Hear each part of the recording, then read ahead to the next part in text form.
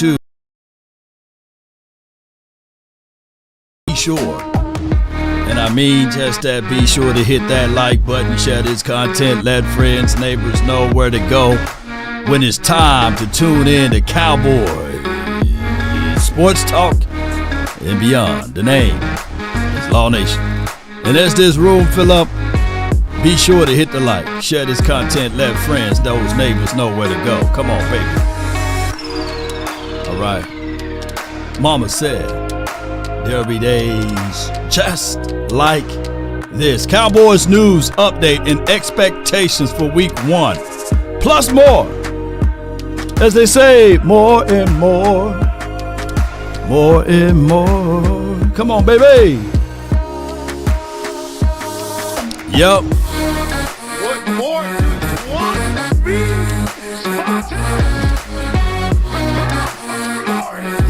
glory. Come on. Hey, who running? Let's get it. Stand tall or not at all, baby. Come on. Shout out to your common sense. King J, appreciate you. Put a 1 in the chat if the audio is straight. Come on. All right. Hey. Come on. 5, 4. Come on. Cowboys news update and beyond.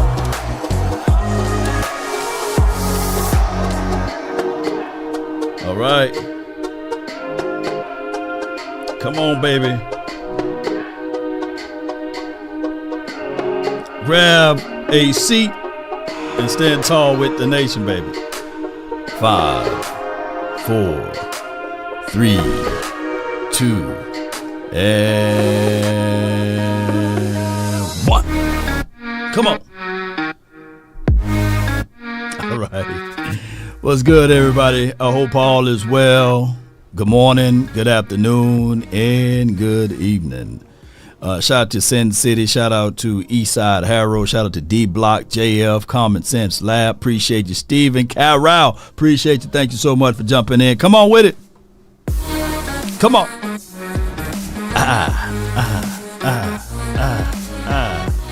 Come on. Shout out to you, Ryan. Appreciate you, man. All right, so the news is out that Mike McCarthy stated that CeeDee Lamb will be on a ramp up, meaning that he got to still get into football shape. We see that he's in good shape, but he got to get into football shape, and then he got to get into some conversational pieces of knowing what to expect from this particular offense. There are some few wrinkles that he have to get in line with. Also, it's been reported by Todd Archer that the Cowboys are considering having, said with me, not Suave, but Rico as your RB1. He will be your RB1.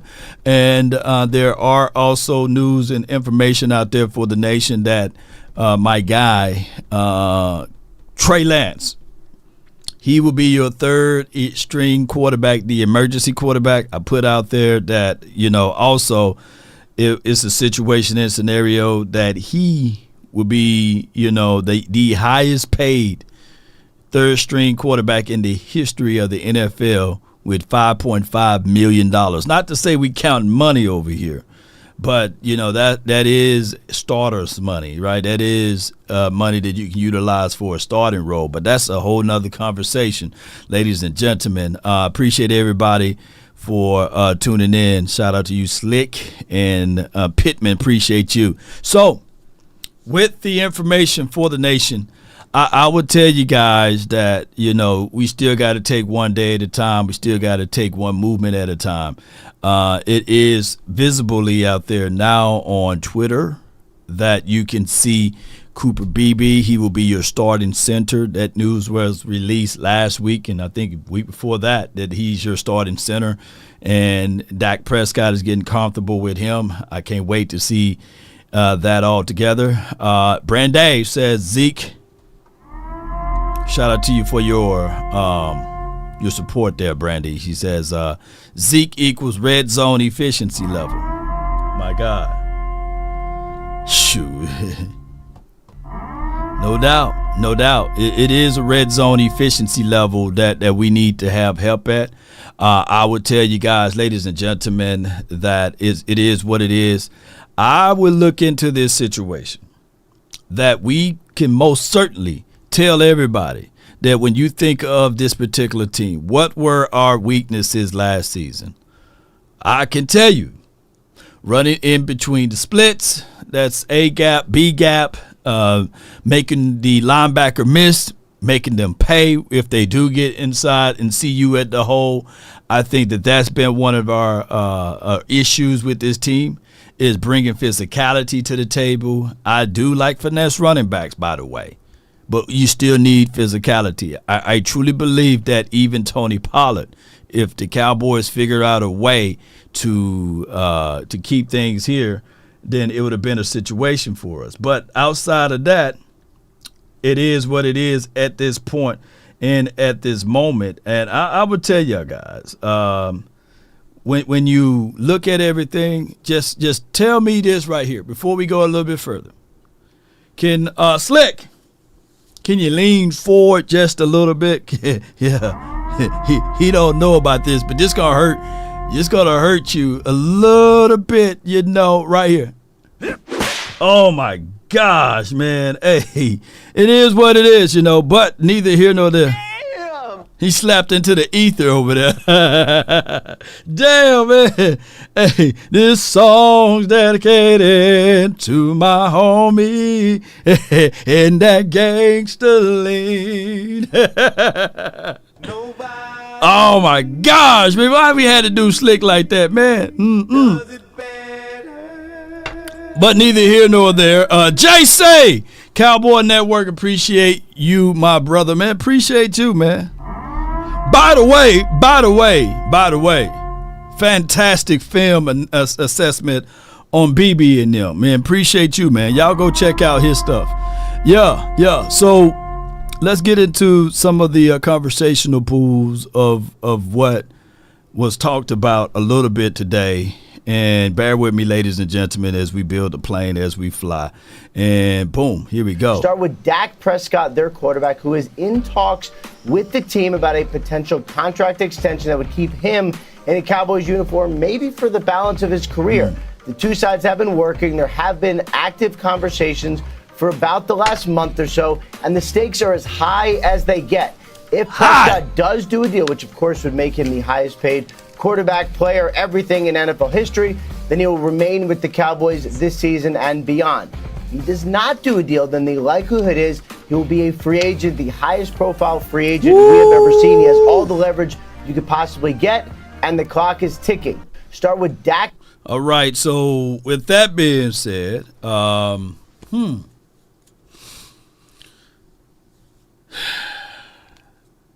many days? We got 6 days, right? 6 days, something like that, before kickoff. And I want to know, I need to know, I got to know how comfortable you guys feel.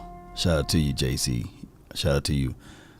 How comfortable do you guys feel that Dak Prescott will get paid before the Browns day? Put a 4 in the chat if you're super comfortable. Put a 1 in the chat that you're not comfortable, and 0 if you like. Nah, that's not going to happen at all. It's not going to happen at all. So let me know. Put 4. Okay, April. HyperX. He feel very comfortable. Allen. Oh, so they're going to take the shine away.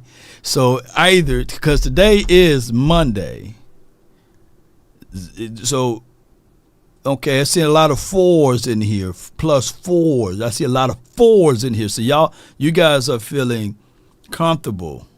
My guy Texas T put a -0 in there, if there ever such a thing. Yeah, yeah. Douglas put 0. So here's my thoughts on it. And we Dak Prescott tired of talking about this stuff, man, and it carried on. These boys didn't carry this Dak Prescott stuff all the way into the start of this season, and it's like literally. Damn, Dak Prescott. It's literally, it's like I'm so tired, man. I'm so tired of this Dak Prescott thing, and I get it, right? We as Cowboy fans, we have no control of the outcome of the games, no control of what Jerry Jones is thinking. We've been banging on the table for many of years. Put Jimmy Johnson in. Put Jimmy Johnson in. And it wasn't until like the nation of people banged on the table enough after they put DeMarcus Ware in the Ring of Honor for them to really see, you know what, this is backwards. Let me go ahead and put Jimmy Johnson into the Ring of Honor. And then we realized that down the stretch it wasn't really genuine because of the fact that they was doing this documentary. But this is his team, and he do what he want to do. So now we're heading into 2024 with all of these thoughts of like what this team should be, who this team should do, and what we need to do in order to get things moving. And we're talking about the exact same thing. Law, if Dak leaves, we still have to pay him $40 million, so it's cheaper to keep her. You know, I've been saying that for a long time now. But it's writing on the wall. Like, it's when you fed up with something, and if you're tired about something, you lollygag, you push it off. You know, old folks say you pussyfoot. You know, you do all of those things because they themselves are tired of Dak Prescott. I'm just saying it for what it is. I know some people don't like me saying those things, but it's the writing on the wall, right? I mean, when you are in love with something, or when you really want something, you figure out ways to make sure you get those things done real quick and real fast. It's just what it is. So the writing is on the wall, and you can only lie to Luke Kane it so much. Zombie 499 for your mind. Law and Cowboy Nation. Let's talk. Are we ready for another quarterback purgatory if we let Dak walk? I love Trey, but the front office ain't gonna be patient. That's a whole nother conversation. Because there are some people to believe that Trey Lance is better than Cooper Rush, that Trey Lance also is better than Dak Prescott, right? So, but the coaching staff, the people that absolutely worked with Joe Montana, worked with Brett Favre, worked with Aaron Rodgers, don't see the same thing that they see. You know, Aaron Brooks, he worked with so many people that he said, you know what? Trey, he showed, and this is reported today, Trey showed us some good positives. But it's not enough to tip the scale over for him to be QB2. So the Cowboys, in return, and I said, and I tweeted this out, and I'm glad that you mentioned this, man. And let me see if I can go up to this tweet right here. Yeah, that's all of us right here. Let me go to this tweet because I kind of at my dog, Boss Cowboy Sports. And here it is right here. He states that Mike McCarthy said Cooper Rush is taking the number 2 quarterback reps, and this week will be offered the praise in this week, but offered praises for Trey Lance. Said, hey, man, yeah, you know, he's good and everything. But let me tell you what I said to Boss Cowboys Sports. I said, I was telling people that the Cowboys are paying the highest paid third-string quarterback in NFL history, $5.5 million. That is insane. That it is absolutely insane. And there's no hate at Trey because he didn't ask to be here. You know, he didn't say, hey, Cowboys, trade for me. Hey, 49ers, use up all of y'all draft picks and get me, you know. He didn't ask for all of that, right? He's a good, young, respectable brother, you know. We don't hear no stories of him doing anything insane out there, outside of a few strip club videos that we pulled up. But I ain't gonna put that out there. It's up to you guys to find that. But outside of that, man, Trigger Trey been cool, calm, and collected. And you know, he was on Colin Cowherd's side until he dated Colin Cowherd's daughter, and then you know that whole thing happened. But y'all can look it up and do your own research. So Trey is getting the wrong end of the stick because I look at Trey like this. I think the world of him. I think that he got unbelievable capabilities and potentials, but not in 2024 and not in 2025. Maybe 2026 and 2027. but not 2024. And you paying $5.5 million for that. And that could be a roster spot that you can improve at on this particular team. But that's a whole nother storyline. And anytime a coach is willing to say, yeah, it's good and all, all of this stuff can work, but we're going to use Cooper Rush. You know what I'm saying? It's kind of equivalent to someone fixing you a plate or a meal or what have you, and you saying to yourself, yeah, I appreciate the offer. The plate look good and all, the plate look good. But I'm going to let Rush cook and Dak and them cook. The plate look good. What about the food? Hey, we ain't talking about the food. The way it was set up, it looked so good. Yeah, it looked good. But what about the food? That's all we wanting, All right, so that's just what it is. Brenda says also with a $5 super chat of $4.99. I like Mike McCarthy, but he's fibbing. He says we are going to the ball. Hold on. He says we are going to maybe run the ball. He's going to run the ball, but Dak ends up number 1 in passing yards. Hopefully this year is different. Yeah. Hopefully, she said, I'm done with Mike McCarthy. Brady, you done. You said, okay. So he said he be fibbing. Mike McCarthy got his back against the wall.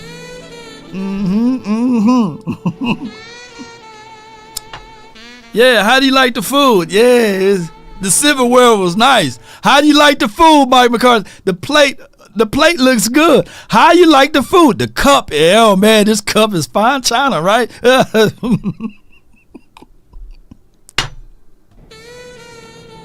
Riggs!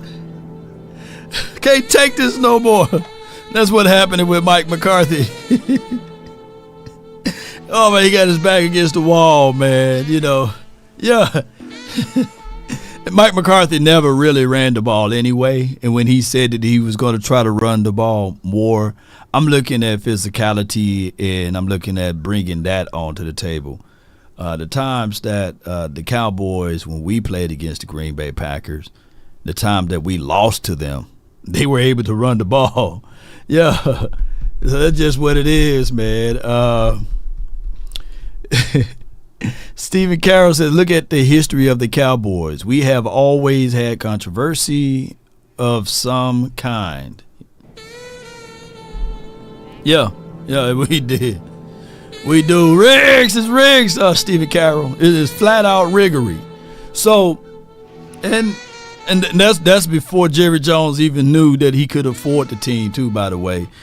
Stephen Carroll going way back into the controversy things that we've been bringing about with the Cowboys. Now, just because it worked in the past doesn't mean it's going to work in the future.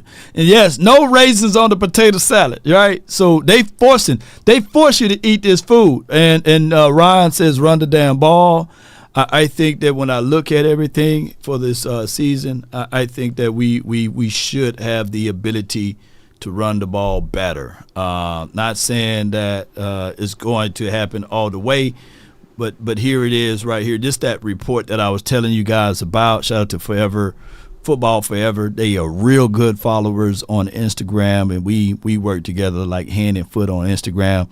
And he states that Rico Dito is expected to be the RB1 in a room that includes Ezekiel Elliott, Dalvin Cook. Rico should be the favorite to lead the Cowboys into rushing attempts and rushing yards this season, per Todd Archer. Now, I don't have any ill feelings about Rico being RB1 as long as they know how to mix this up. As long as they know how to mix this up. If they can mix it up to a degree, whereas we seeing that all of a sudden, if Rico can't get it around to the edge, then we put Ezekiel Elliott in there. And then we throw in Dalvin Cook. I think here's the other thing. I'm not taking a dump on Deuce. I think Deuce can bring a lot to the table. I think that he should at least get a fair shot at this so we can at least see him, man. Put Deuce out there. Just show us, man. One time, just show us what you got, Just show us what you got. Come on. That's all we asking for with Deuce. That's all we asking for. Just show that if he's not, look, this is my thing. Give the man a chance to fail. That's all I'm saying. It's not like a quarterback spot, you know what I'm saying, where you can't really put a quarterback out there and then you got to say, hey, show me in a real game, But Deuce, all you got to do is just put him out there. Let's see what he looks like behind this offensive line, putting the ball in the belly of him. And if it don't work, then you say, okay, well, hey, we sacrificed this particular spot, and we're going to, put my other guy in there. We just made the quick sacrifice. And then what we going to do is just go with Rico and Zeke. It won't hurt. It won't hurt anything. So what if it's everything? Yeah. So, and sometimes it could be everything. Let me know. And John is saying the same thing. Let's get it, Law. Let's get it. Let's see what Deuce can do if he can get behind his offensive line and get a caravan in front of him, and let's see if he can be some love in there, and let's see if that can be something that's very tangible. Deuce will get it in. This is from Sadiq. Salute to Sadiq. And injury update. Let me give you guys this right here, the injury from Pat No C. Walker. The news that's been released that Wanye Thomas, shout out to the Thomases out there, third cousin, shout out to third cousin, Damone Clark, knee. So groins and knees, I'm going to tell you, the growing, if you don't let that heal properly, it will linger for the entirety of the year. And growing pains is a bad booger bear. Knees and stuff, man, that just what happened, man. Sometimes you get your knee banged up. Hopefully it's not a slight tear like a PCL or something like that. But the knee, if I had an option between the groin or the knees, give me the knees, man. Let my knees hurt a little bit. But I could put braces and stuff like that on the knees. But he said both will return to Cowboys practice week 1, right? And Izzy also returning after being absent for a week. Offensively, no concerns for Brandon Cooks. And those are the injury reports for the Cowboys heading into week 1. Now, Brandon Cooks, I really need him. I really need him in these first 3 or 4 games. Last year, he was banged up with his knees for the first 3 or 4 games. And I wish that we can have a quick start. We don't have to have time for a small start right here. Got a super chat from Stephen Carroll. Appreciate you, man. Thank you so much for your love and support.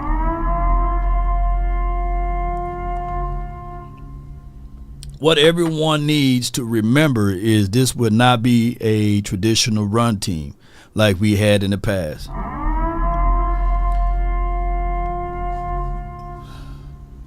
Let me hit you one more time with this horn.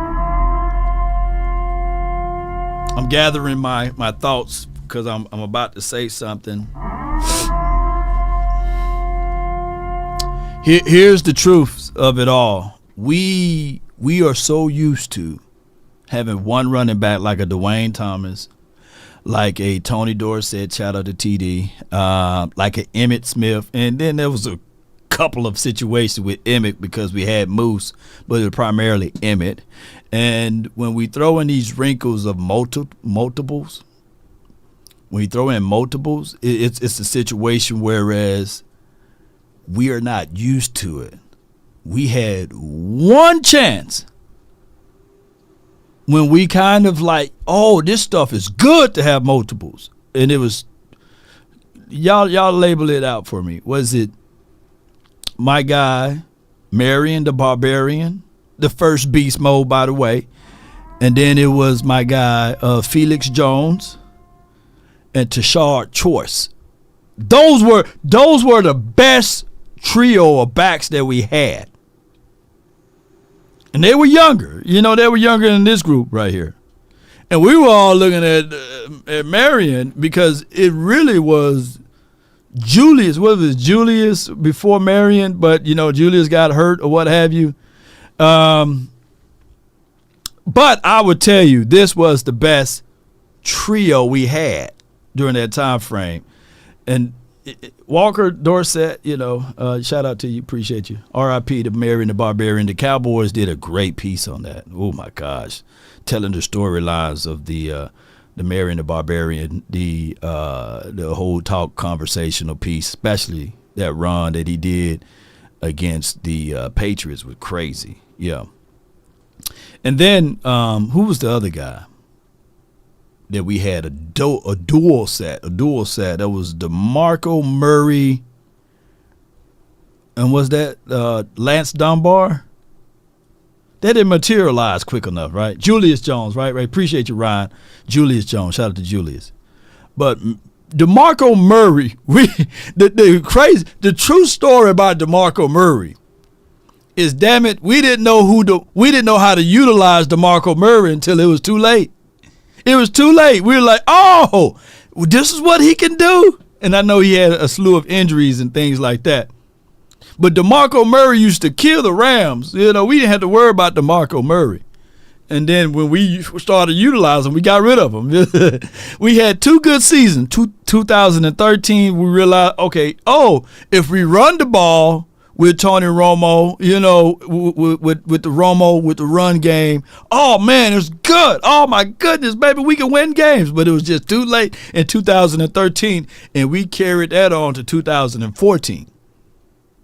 Think about this, true story. In 2014, Romo only threw for 300 yards one time that entire season. DeMarco Murray, Offensive Player of the Year, had 1,800 yards. I think he had more than that if you add the catching yards that he received. Oh, yeah. Oh, my goodness. We realized, we got run game. We can win this way. And then in 2000, and I'm just giving y'all a little backstory, after all of this, in 2015, we just never had things that match. You see, 14 defense was terrible. 15 defense was great. 2015 defense was great. 2015 running attack was great. Why? Because we had the best. All our damn offensive linemen was healthy in 2015. We had the offensive lineman that was healthy. We had the defense that was reinforced. It was really good in 2015. But, dog, we didn't have no damn quarterback. Dog. Oh, my God. We didn't have a quarterback, man. We finished that season out top 10 in defense and number 3 in rushing. It's just crazy. It's like, where our quarterback at in 2015? And we tried to bring Tony Romo back because all we had to do was win about 2 games. And I think even then we would have still been able to make it to the playoffs. It's just that crazy. But, he came back in a weird situation. Very weird situation. So it's just crazy. All right, so I got a super chat from B Bird.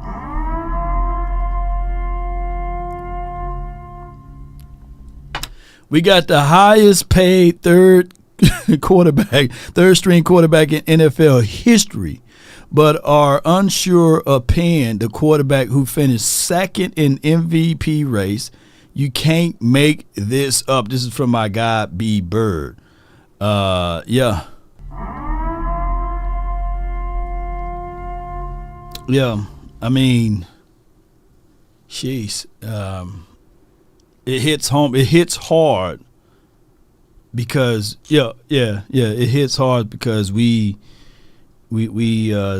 decided to go down this road. And speaking of that, it's a good segue into I just discovered that this is Tiny Jim's fiance, and let me just give a shout out to David Helman, and let me see if I can go to his page. Hold on, bear with me, ladies and gentlemen. Let me see. Put your hands together for David Helman, the old school Tiny Jim. he had proposed to his boo thing, Carmen, and they will jump. I don't know if they do jump in the broom in that culture, but they will get married or what have you, and it's going to be a wonderful, beautiful thing for him, and I hope all is well with him. A lot of people taking jokes at him because we all know that he's a diehard LSU fan, and and if you saw any college football yesterday, you would have seen the LSU coach Brian Kelly with the longest face, longer than Jay Leno chin, on what happened the other night. So shout out to my guy David Helman for being able to marry the love of his life and get things going. So appreciate him. All right, so this is his lady, Carmen and Alexa, I think Alex Curry. How you say that? Alex Curry? Okay, yeah. Y'all bear with me. Let's play this audio and see what they say about that right here. Oh, VA said, nah, Law, that's all people think. Okay, not everybody jump brooms. Okay, I'm learning. And not everybody throw rice, too. Don't be throwing no rice at us. Throw some rice at us, boy. Be like, hey, we throw all them damn rice. Somebody get that broom, be sweeping, boy. We gonna eat that rice, boy. Better not be eating Uncle Ben rice. You be throwing some hands over here.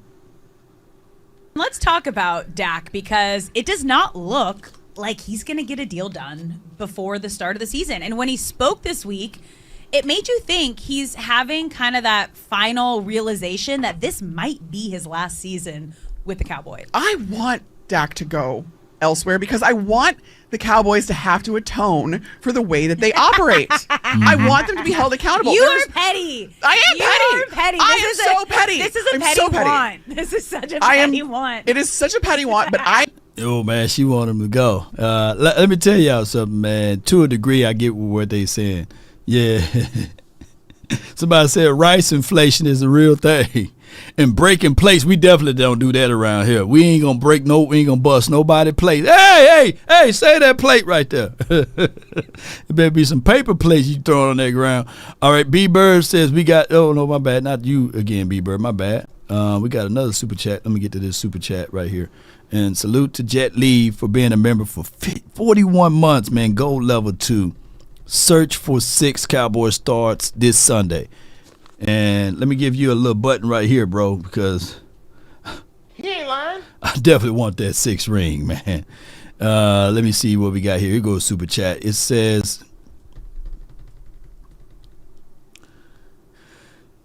Go Cucks 97. I don't know what that means, man, but PSN. Hi, Law. Have a good day today. We DC for life, bro. Yeah. Let's go with it, man. Appreciate you, man. You know, He ain't lying. we DC for life here. Let's get to this conversational pool right here. Boom. I am petty, okay? Yeah. The reason that the Cowboys operate this way, we just talked about, is because there's never any repercussions for them doing this. Yeah. They make their star players, their homegrown talent, work every single time for their contract, Yeah, no matter which is what position they crazy. play, which is absolutely insane. Like, if I'm Yeah. a player and I've done everything that's expected of me and then some, and I'm one of the best at my position, Yeah. I want to feel valued. I want you as my Yeah. employer to say, we appreciate you. Here's what you're worth.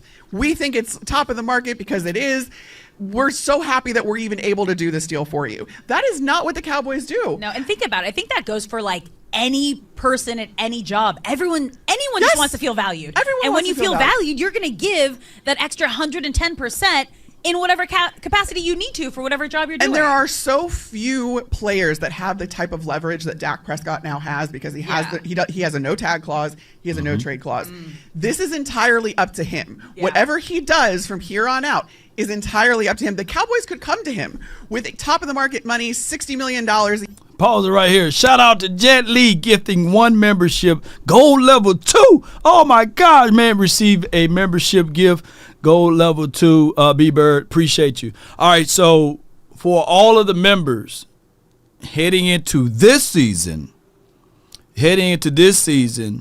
you guys will have access to the NFL All 22 Cowboys clips from all of the members. So if that's one of the perks of being on the membership squad. So after the Brown game is over with, unfortunately, it won't be me doing voice audio. It just be raw, real, uncut, all 22 offense and defense. So that's why I really appreciate you guys for joining the membership squad so that you can have access to all of the all 22 footages. On top of that way we'll be a more knowledgeable fan base here.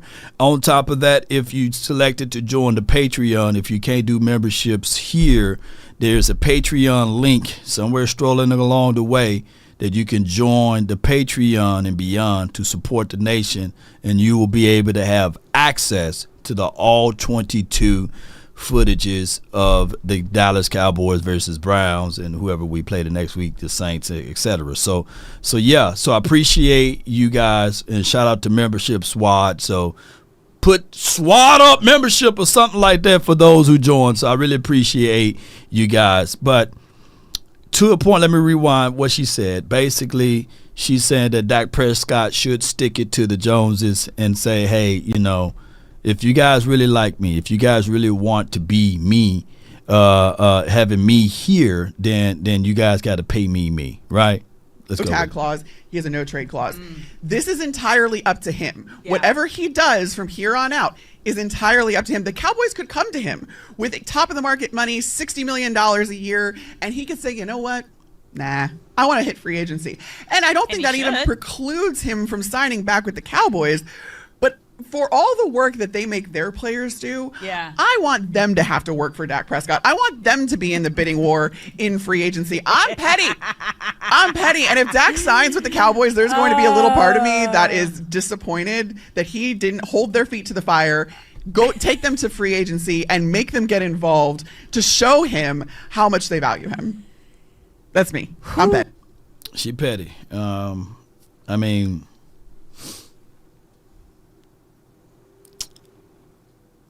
I agree, but then again, I disagree, right? At some point, we leave the petty stuff away because the whole ideal is to win the chip, right? And this is not me saying Dak Prescott take the discount, but this is me also saying to the Joneses, hey, I get it. You guys want results. Everyone have a reason, but results are what matter. I'm not trying to get $70 million just to get $70 million. I think that Dak Prescott stated that, hey, I already got my money before. It's all about now legacy and building upon that thing. But I'm going to stay focused on how I can be a better team, how this team can be a better team for me. And I'm going to let him say it in so many words because I'm jacking up what he's saying. But before I pull that audio, this is in life. This is from my guy Zombie BBL Trizzy Cowboy Lover. $4.99. He says, this is in life. When you feel value, you don't question your partner's intentions, whether or not they are loyal to you. The front office give mixed signals. Right. Oh my gosh, that's right. Oh my God, I'm gonna have to break that down. Hold on, baby. Woo! Don't you know how deep that is, y'all? Love's a sin, love's a crime. Love is when you have grief, you ask God for a sign. Baby, my love run deeper than the sea. Keep the picture. Oh, my love is gonna get you. When you are loved by someone, it doesn't come with like attachment. It doesn't come with, hey, I would love you if you straighten the bed. I love you only if you take the trash can out, take the trash out. It will be an unconditional thing, right? It don't bring forth the things that you will have to consider to say, hey, in order for you to get appreciations, you must do this, right? And it's a give and take type of situation, right? I was once told that, everybody use someone, right? Eventually, someone is going to get used regardless whether or not they're going to be on top of it or on the bottom end of it. You're going to get used. but just don't misuse someone, right? So that goes to that particular category. Like the Joneses, they have to understand that, yeah, your time, your small amount of time that you had Dak Prescott at the cheapest value was in 2016, 17, 18. That was the cheapest value you could ever receive, and that was the blessings that you were able to get and obtain and acquire him based off the fact that so many teams passed him up in the draft. Not only that, you even passed him up in the draft in the 4th round because you drafted Charles Tapper before him, and I think Charles Tapper is tapping somewhere at some club or something, doing Uber Lyft and stuff like that and Uber driving and stuff like that. I don't know where Charles Tapper is at. Y'all can look him up. He's not even in the league anymore. So that's your cheapest time. And if you wanted to get more value out of that, you would have had to approach him earlier, right? And you yourself should have done that, but by you having reservations, which is cool, you can still have your reservations, but don't be mad when you get the results that you're not wanting, right? And that is what's going on. Ice Cold says he's selling insurance now. Jeez. Shout out to Charles Tapper. But it's just what it is. So when you are beloved or when you are loved by someone, you don't have to ask. You don't have to wonder. It's already given. It's going to be served hand and foot. Now, I get the people that said, hey, man, 2 and 5 Dak. 2 and 5. Well, that's the price of the business that you selected. Because you yourself put all of everything on one person. Because we can exactly say these things right here. Who else in those playoff games showed up? So you yourself put all of the attention on one person. And you had the expectation for that one to win it all. When therefore, dare I say, other teams have multitudes of people that they put their attention on. Even Tom Brady got the luxury of playing with top 10 defenses. And excuse me, I'm lying. Top 5 defenses.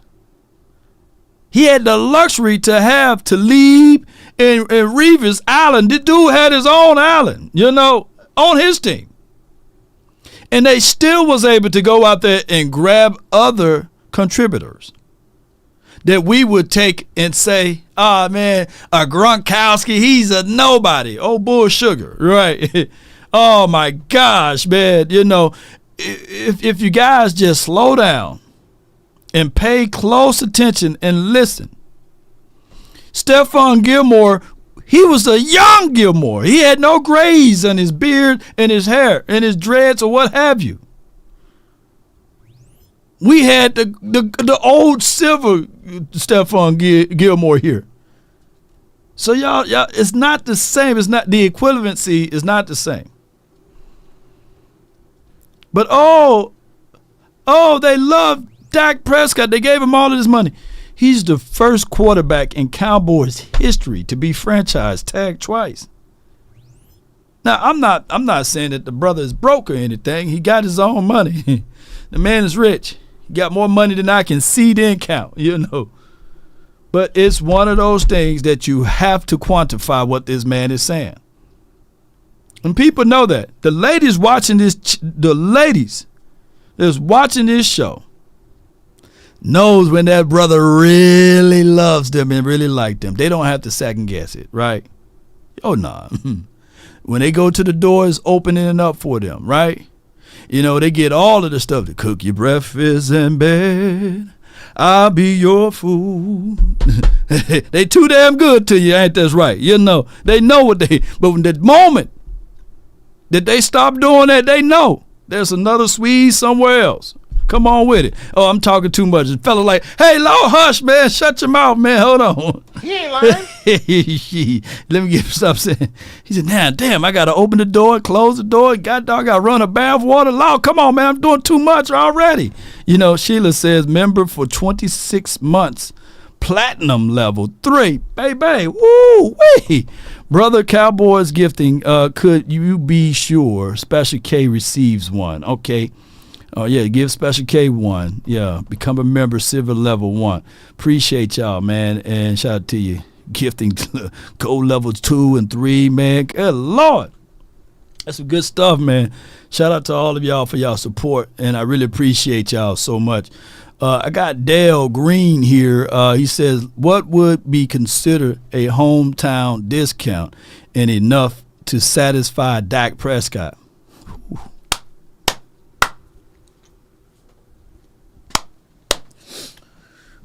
Whew. Whew. What would be considered a hometown discount? Trust. Trust would have been considered a hometown discount. You see,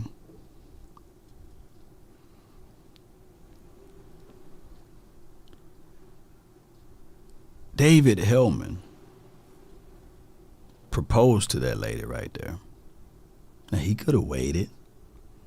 He could have been saying, you know what? I got options. I'm on TV every day. You know, I don't have to consider getting on one knee and proposing to her and telling her that I'm giving her all of me. I don't have to do that.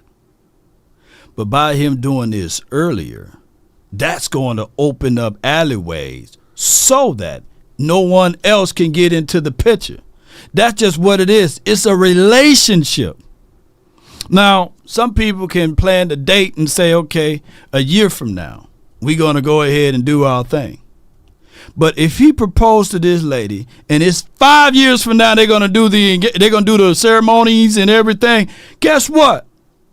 She going to see multiple other people already getting their proposal on, already doing their whole ceremony, and she's going to add more and more to the pot. That's just how it is, ladies and gentlemen. Not trying to use my guy Tiny Jim, David Helman, as an example. But the longer you wait, the more you're going to pay. That's just how it is. That's life. Yeah, they put that ring on it, right? Exclusive. Yeah. So that exclusive relationship is what makes it more valuable. So Dak Prescott, if they wanted that discount, if they wanted Dak Prescott at 49, if they wanted him to take the $50 million deal, $51 million deal, guess what?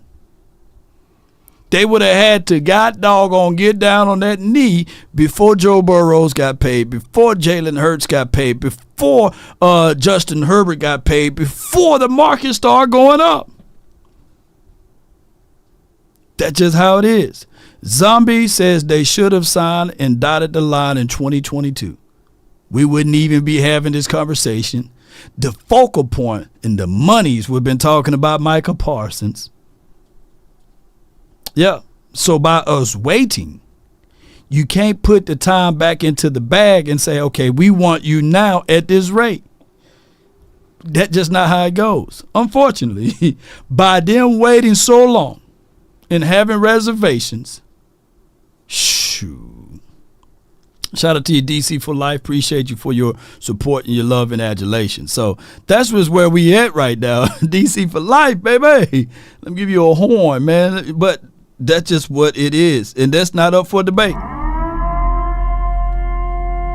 It's not.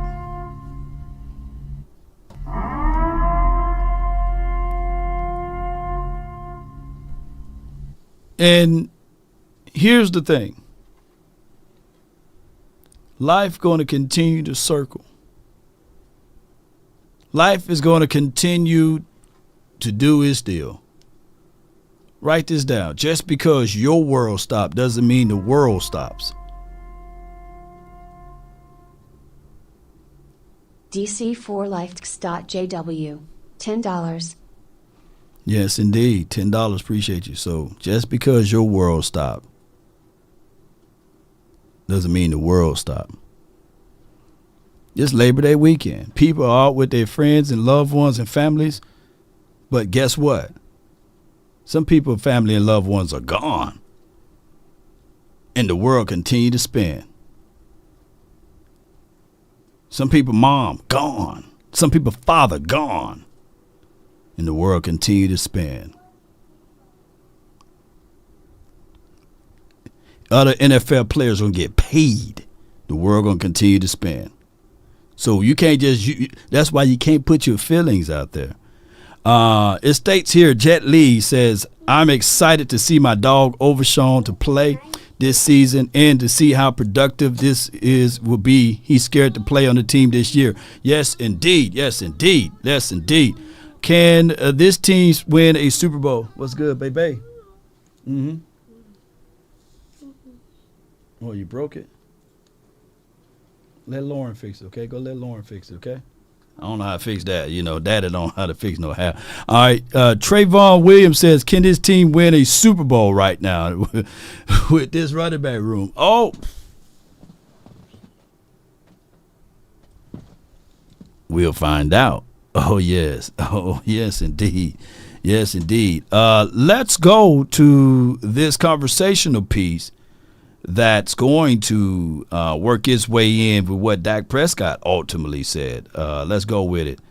Let's go with it. Boom, boom, boom, boom, boom. Here we go. I'm blessed to play this game, to be in the year 9, to feel as I do, healthy as I do, as confident as I am, the experience that I've had. I'm blessed to play this game. I'm getting paid a lot of money to do it. I've already got paid. To get paid again, that's just part of it. That's I'm due up for that, and whether it's signing here, whether it's somewhere else that I don't care to think about at this moment.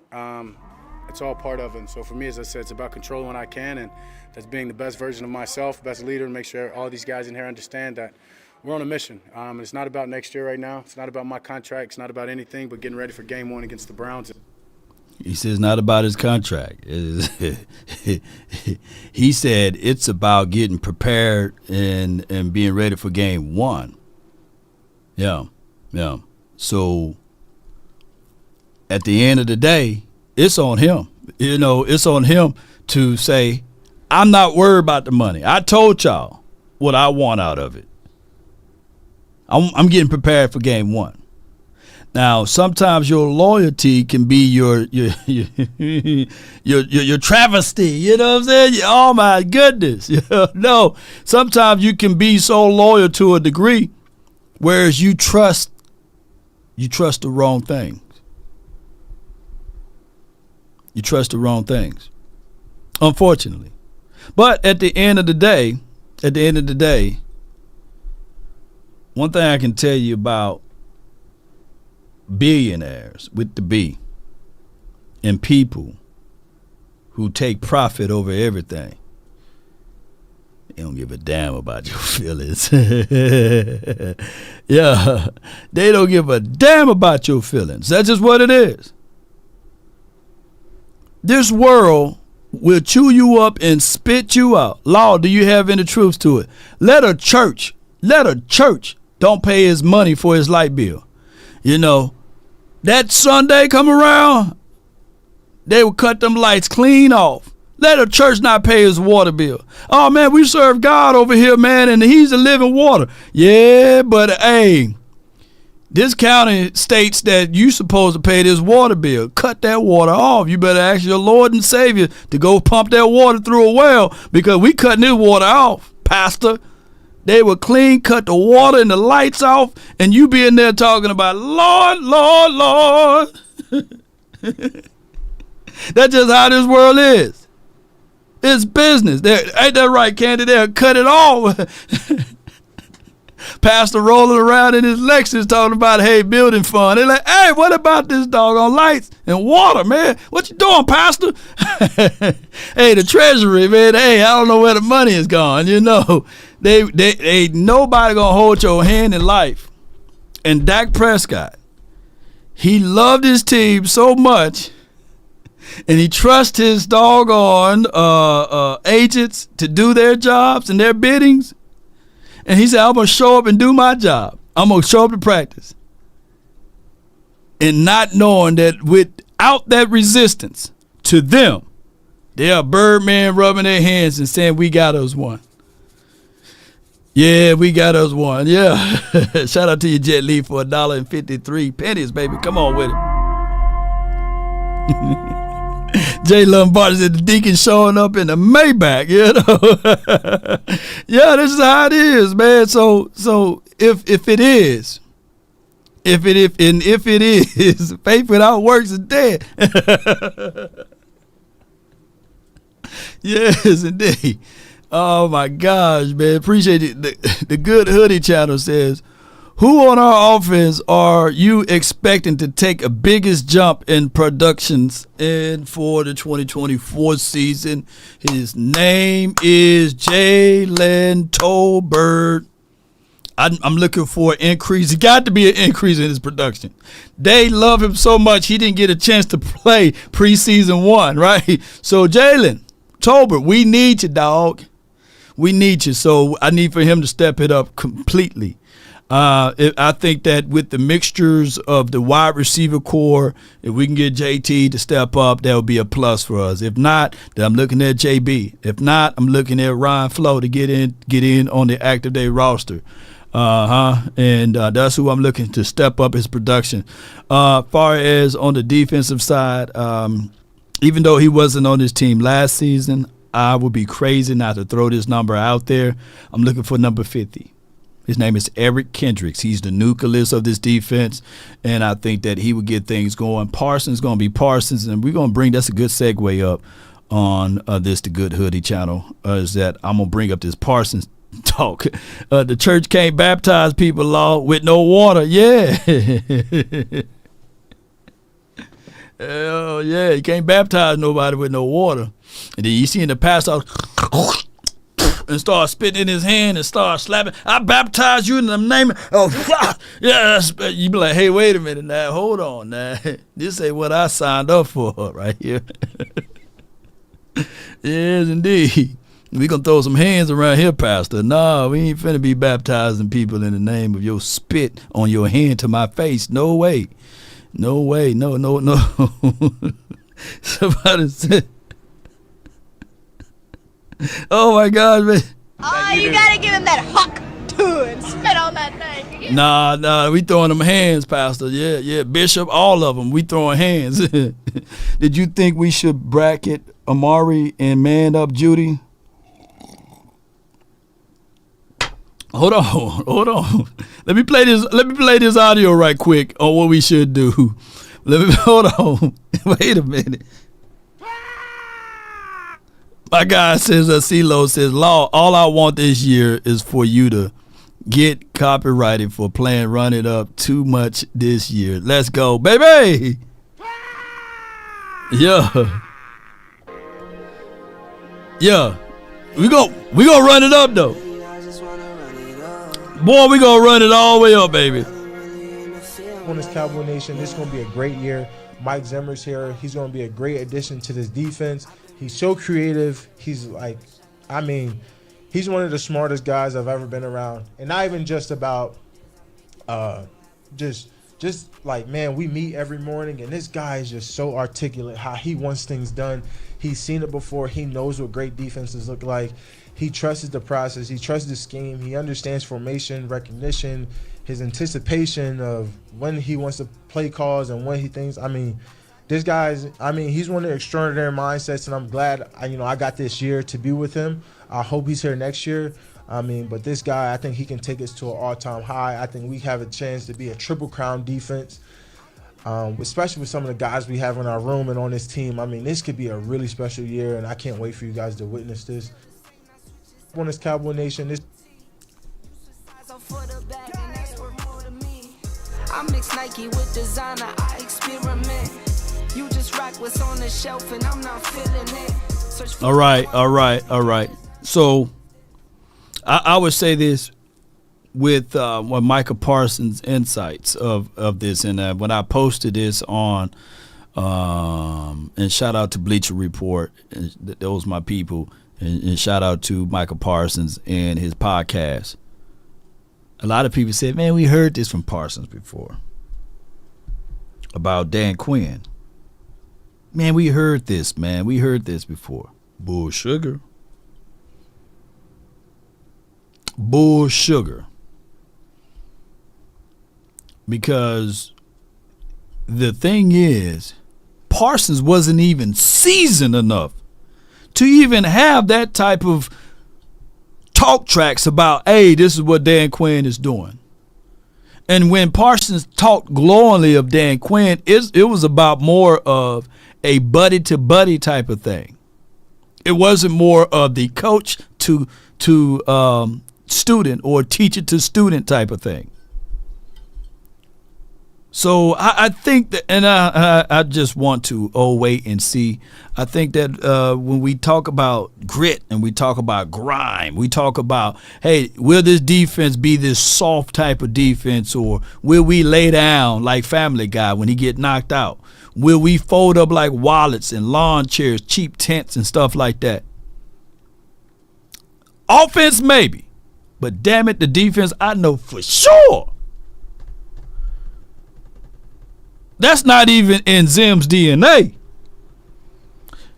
Zim, what you gonna tell them boys, man? Oh yeah, he gonna call them out right now. He gonna call them out. Get your up there, contain the damn ball. This is why we do it. Hey, too many missed tackles. Let's go. We're too damn soft. I just hate mistakes. I hate mistakes. Yeah, that's what they gonna do. Mike McCarthy, I don't know. You know, I'm just being objective with y'all when I say that. Mike McCarthy, I don't know. But teams take on the identity of their coaches. And I know Scanina, Paul Gunter, them boys be not letting them have it out there. They talking like that to them boys. I saw a pussycat. You know, however that guy talked. They got so much spit in their mouth, they be getting over to the players. And they hold them boys accountable.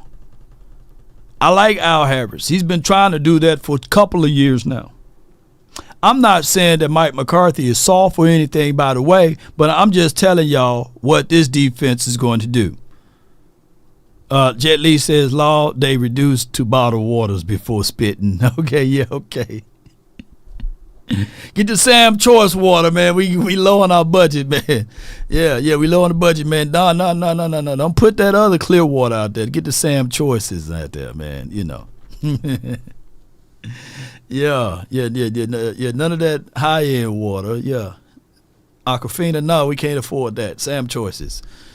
And shout out to Sam Choice water. This episode could be brought to you by Sam Choice, you know.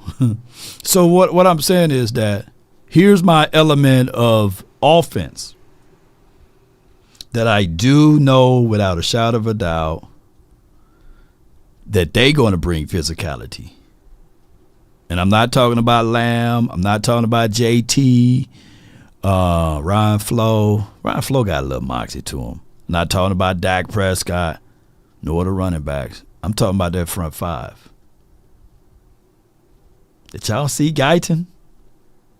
I never knew he had that in him. Oh, he got a little bite to him. Yeah. And Tyler Smith, he's just going to replicate what Tyler Guyton is doing. And should I bring up Cooper BB?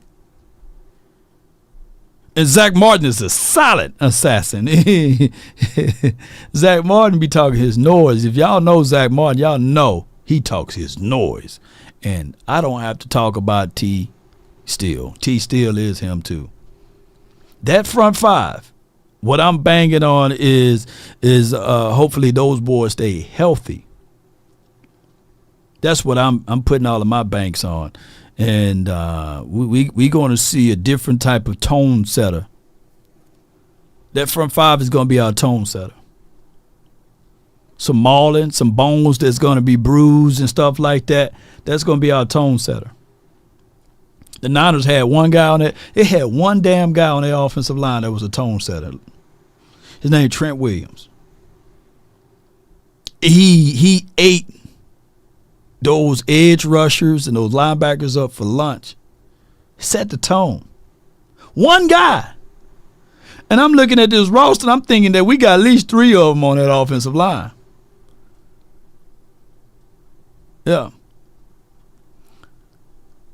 Roy Williams says Mozzie can't handle the rough talking. Well, that's okay.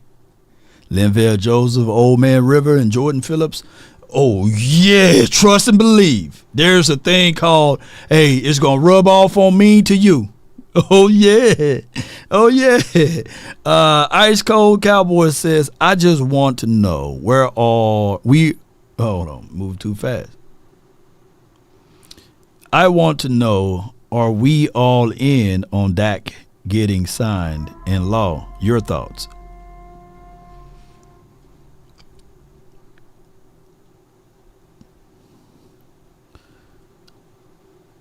I want Dak Prescott to get signed. I do. I want him to get his bag, his money. I want this thing to go, to just be done with it. But the way the Cowboys set this thing up, yeah, Trent Williams is missing practices and stuff like that. The way they set this thing up, Cowboy Nation, with Dak Prescott, is that they put all of that just like this. Just put the light on Dak, man. Put the light on Dak. Put the light on Dak. Let him be the reason why we don't do anything. For these last 8 years, people always bring up, it's Dak's fault. It's DPF. It's DPF. It's DPF. It's DPF. It's Dak Prescott. Put the light on him, man. He's the reason why we don't win. But when we do win, is everybody else reason when we do win. But it's damn near Dak Prescott reason when we don't win. You know, it's just crazy. It is flat out crazy. But they love the 3-letter, 4-letter network. They love to shine the light only on Dak. Only on Dak. But when I bring up everything else, oh, man, you just a Dak apologist, man. Oh, man, you just and sometimes people just need to see it. Sometimes people just need to be able to see that it's not him. He haven't been here for 30 years. Put it on Dak, though. Put it on Dak.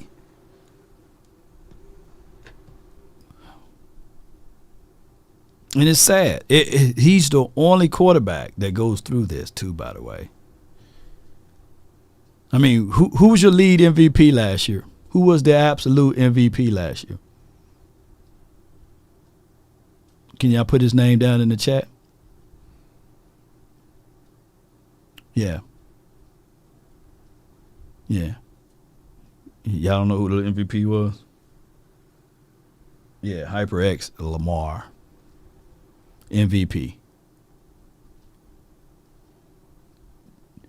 Don't he need weapons? Didn't they go out and give him a Derrick Henry who averaged 4 yards per toe, who had 12 touchdowns last season, 13 total? Why do he need weapons? Why do he need more and more pieces? Didn't they have correctly saying? Didn't they had a top 3, top 2 defense? They had more and more weapons.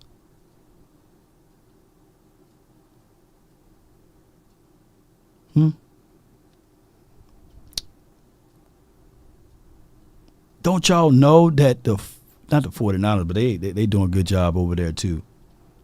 Don't y'all know the Kansas City Chiefs? That they had everything in principles to go out and sign Josh Jacobs. Damn it, did they just win the freaking Super Bowl? And they trying to add more and more weapons. Did they go add Hollywood? Did they add more weapons? They got Pacheco already. And the only reason why Josh Jacobs is not on that team because he said, hey, once a rivalry, always a rivalry. I don't want to go there to help them out. They can see that they need more and more weapons. because it's about the now, not about the past or nor the future. It's about the now. But we still say, hey, it's Dak Prescott fault. He don't need a Josh Jacobs. He don't need more and more weapons. We had all the weapons. We had everything, man. You know, we had the 85 Bears defense out there. It's Dak Prescott fault. Man, we have Tony Dorsett. Man, Tony Dorsett ain't nothing on a Tony Pollard. Man, Emmett ain't nothing on a Tony Pollard. Jet Li says Zimmer, the last DC to win the Super Bowl with the Cowboys, and it's coming to a full circle when we win our 6th. Let's go Cowboys and forever. Shoot. That boy shooting it down at Jet Li. Good. One of the teams that I've seen before we open up the phone lines and beyond is the Texans. If you Eastside Harold right now, you should be happy. You should be extremely happy. They saw growth with their team. And I ain't hear not one Texas beat writer, one person to say, well, let's see what CJ looked like without this offensive line.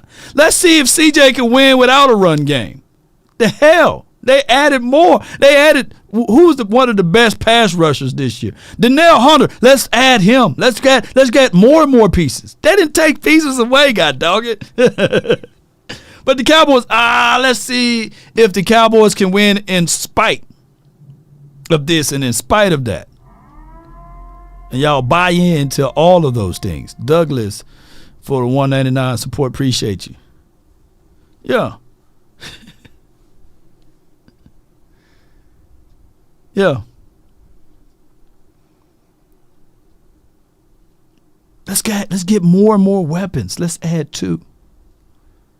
The Cowboys' philosophy, put the bright light on the quarterback.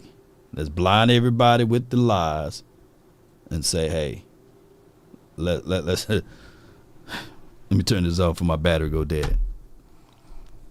Yeah. All right, so that was that, man. And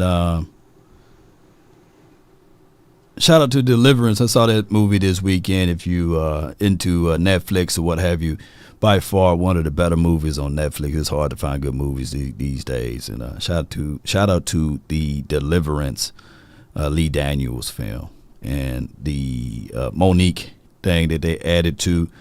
I want to point out that these are the new numbers for those who've been waiting patiently on this show. The new numbers been updated. Jet Li, appreciate you, says go Cowboys. Get this win Sunday. Numbers going to be changed this weekend, and shout out to you. Carson's will wear 21. We already talked about that, ladies and gentlemen. Amani Warrior. I'm gonna have to say that a lot of times. He's wearing number 27. Y'all said don't say it's E-Money, not E-Money, but E-Money will be changing to 33. Yeah. Nick Visual on the practice squad, he be wearing 41. Carl Lawson will be wearing 55 whenever he's elevated. Darius Harris will be wearing 47. Flo will be 80. Of course, we talked about that. Princeton Fant will be wearing 85. Brevin Span Ford will be the new number 89. And then Phil Hoskins will be number 96. And the ones with the asterisk spot, those are the practice squad boys. So new numbers, man. I was rooting for Deuce Vaughn to get up out of that 42, but unfortunately he's going to be wearing that 42. To me, give him a small number. It's hard to see him. 42 helps people to see him. Like that 42 right there. 42 look bigger than the person that's running the ball. That's all you give him a number, a single digit number. You would never see Deuce. Deuce, where you at? Deuce is loose. The number help people. Oh, they're going 4 and a 2. No. Let me know if I'm lying. Now, for those who love numbers, man, and numbers, it states here, Brandon Laurie, man, he's a good follower. Brendan Laurie, who is a good follower of this channel, he states here is year 4 in Green Bay Packers, Mike McCarthy lost in the wild card after an 11-5 season, right? And then he says year 5 in Green Bay, Mike McCarthy won the Super Bowl. Hey, I'm all about these numbers, man, and all of that stuff that people put out there. I'm all about it. Hoo. All right, so year 4 in Dallas, Mike McCarthy lost in the wild card after 12-5. All right, so the secret sauce of the numbers is year 5 in Dallas, wait and see. So it took 5 years. It took 5 years, you know. Come on, baby. So let's go with the number game, man. So come on, put 6 in the chat, man, if y'all want to take this manifestations of us winning the Super Bowl this year. I know people say, look, don't say it, man. Come on, man. Don't mention the Super Bowl and the Cowboys. Come on, man. Thou shall decree a thing and it shall be established. Yeah,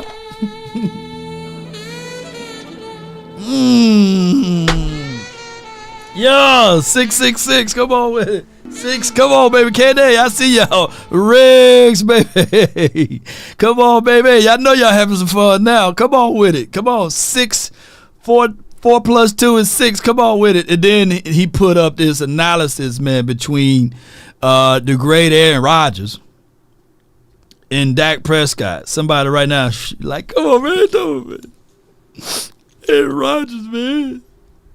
He's one of the greatest quarterbacks of all time. How you gonna mention him and Dak Prescott at the same time?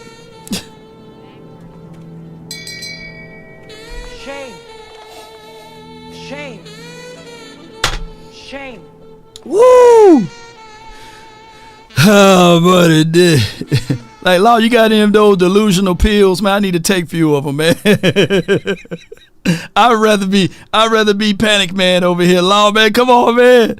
I don't want your future, man. You delusional, man. You every year you said we gonna win 13 games, we win 12, and every year you said we going to the playoffs, man. You right about that, Law.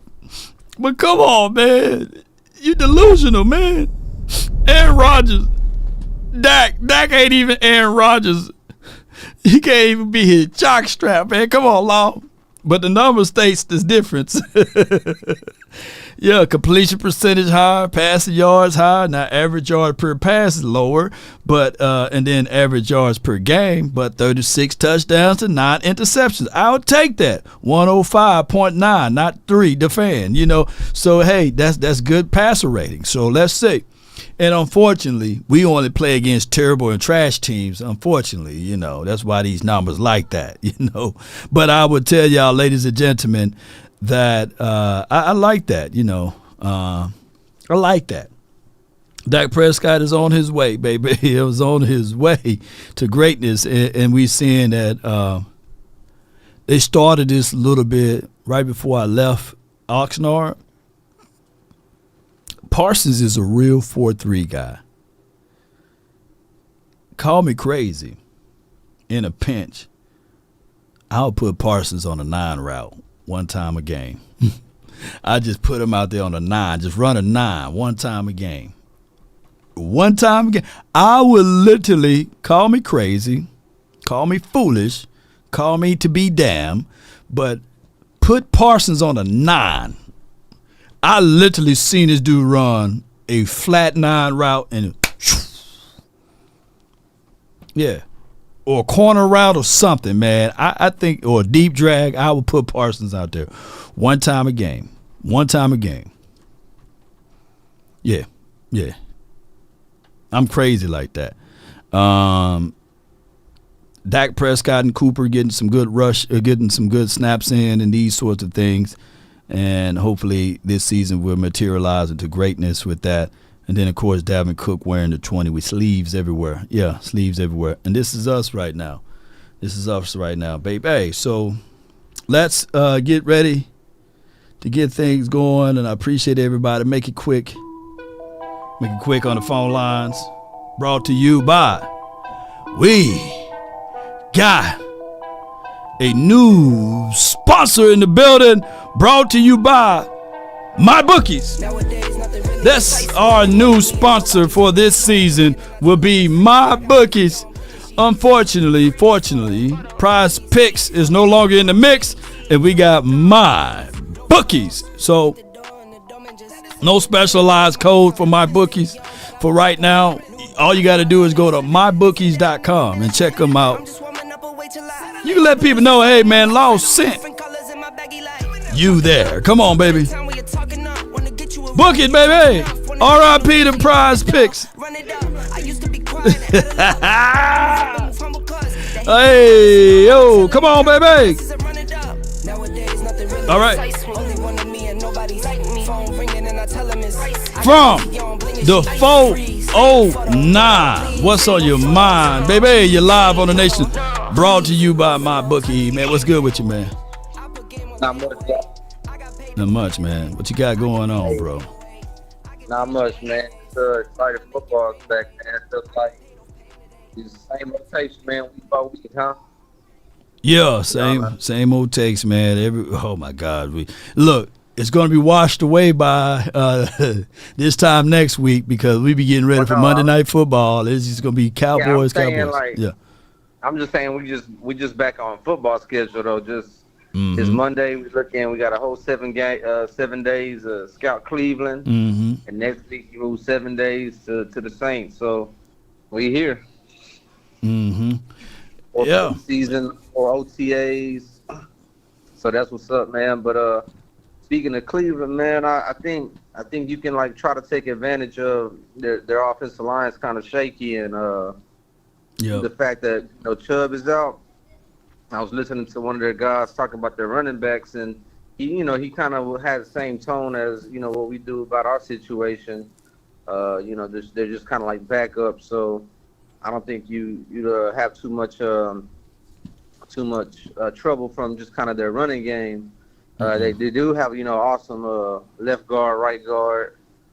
You like Jadarick? You like Jadarick Willis, who allowed about I think 8 or 9 sacks last season. Yeah, that's their tackle. Their tackle on the left side. Yeah. I think he's like got some injury going on with him too, so he might be out. And I think they're talking about maybe having to move Conklin to the left tackle. And starting that old boy from Ohio State. D1 or Dwayne Jones, they say he kind of struggled against the run. They said he got like a lot of good traits. He just kind of struggled against the run.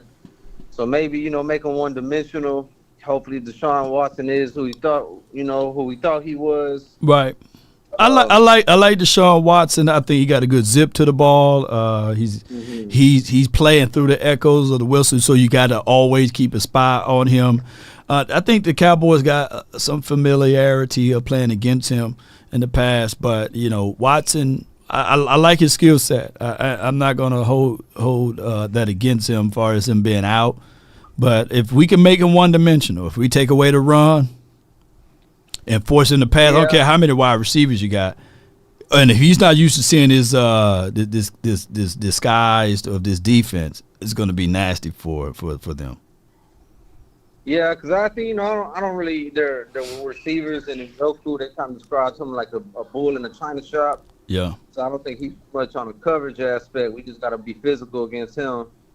The wide receivers, they sound, you got Coop over there, but after that, Jerry Jeudy, I think you would have saw the talent by now if it was there.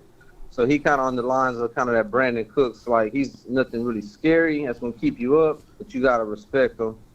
And just last thing, man, Dak in this preseason, man, he's kind of, saying business as usual, but he hadn't had that number one receiver. I say going back to 18 when you had that receiver by committee, you kind of, were struggling in preseason to get things going.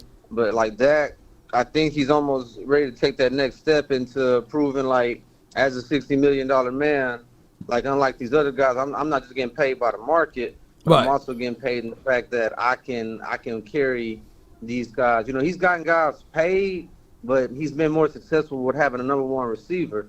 In this preseason, he's been cooking, and he ain't had his number one receiver in training camp all year with him. preseason. So let CD kind of get acclimated. He'll get his legs under him. But I think Dak, man, he might be stepping to another level, Law.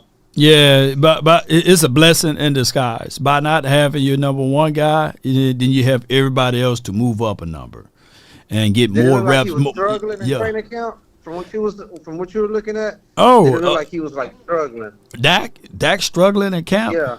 I mean, the first week or so, I think that Zim did a great job of mixing up some stuff, and he tried to fit balls where they don't belong. And we seen J. Lou eat on a few days, and some of the interior guys like the safeties being more playing to the ball. But once he figured that part out, I think that Dak Prescott himself grew to a degree, because that's what a lot of teams do to him during the course of the season. Those better teams, they throw something at him one way and then they mix it up on him, and that's where Dak Prescott, his pre-snap read is so crazy good, right?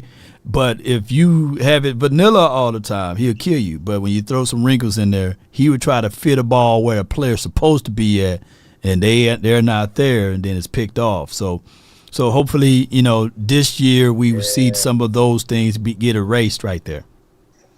Yeah, got to be an ascension, man. But all right, Law, man, appreciate you, bro. No doubt, man. Appreciate you, man. That's my guy, D Shift, man.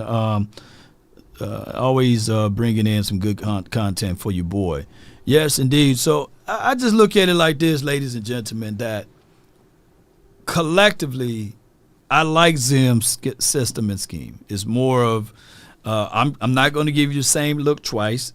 That's what he said. He's not going to give you the same look twice. On top of that, what you think you're seeing is not what you see. That robber going to be there. The linebacker, he may be coming 1 through A gap, or he might drop into the sinkhole. That's how things goes from here. So overall, I like bringing in Zim to this degree. My thing is, and what we all been waiting for all this offseason, is to see actually what this doggone run game is going to look like. I'm thinking that overall, you guys are okay with the defensive front overall, right? And the whole argument of saying, hey, we don't have pass rush, that's fallacy. That's not real tangible to say, because like I lamented earlier, if you take T.J. Watt away from the Steelers, do they have pass rush? You take Bosa away from the Niners, do they have pass rush? You see? You take Myles Garrett away from the Browns, do they have pass rush? If you take Parsons away from the Cowboys, do we have pass rush, right? So it's a known that, hey, you got you a pass rushing specialist who average anywhere between 12 and 13, maybe close to 14 sacks a season. So, all right, so let me go to the next caller from the 206. You in the mix. MJ, talk to us, man.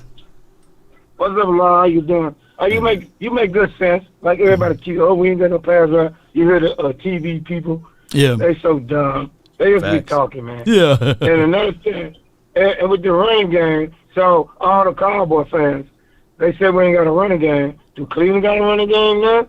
Yeah, with Ford. Now the only thing is with Ford, we just used to watching Jerome Ford run over us one of those years we played against him. But I think that he's a hard runner. He's not going to have a lot of wiggle at the end. But if you stop that down, they definitely don't have a run. Sound like that, though? Huh? That sounds like Royce Freeman to me. Oh, yeah. Royce Freeman. Same way. Yeah, he do run. He runs similar to a Royce Freeman. Yeah, I like that. I like that. I like that. I like that. We can shut that down. Yeah. Cowboy fans keep worrying about who we got running the ball. No, man. It doesn't matter. If you got a good offensive line, you're going to get yards. Yeah. Just like you said, if you get 3 to 4 yards per carry, that put pressure on them. Yeah. Now, they for the fake, the fake running being thrown over the top, then that's how you can get them. It's setting it up. You set the run up for the passing game. Sorry, thank you. So this is going to be beautiful. So I just want to see our defense. The defensive scheme is better. It's going to help Parsons because you don't know where he's coming from. This scheme going to help D-Law. And the linebackers. Now the safeties don't have no pressure on them. Now you can sit back there and help your corners. You see what I'm saying? Right. So everything is perfect instead of being man on man. Because if your pass rush don't get there on man and Quinn defense, and your corner's not that good, coverage guys, they're gonna get torched. They're gonna get torched, man. So it's gonna be good to see. Like, you know, he asked, like, okay, so how do you play Amari Cooper? What's your strategy for my guy Jerry Jeudy?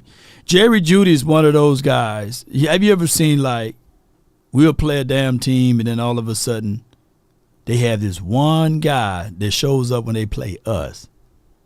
That's who Jerry Jeudy is. He'll disappear all year long, but when he see, we playing against the Cowboys, then he shows up. So I just got to be mindful of that. Don't they do that? Don't you get mad at that? You're like, come on, man, you gonna disappear all of the year, and then all of a sudden, like a Tim Patrick or something like that shows up. It's like, hey, I'm here. I'm going up against the Cowboys. You know.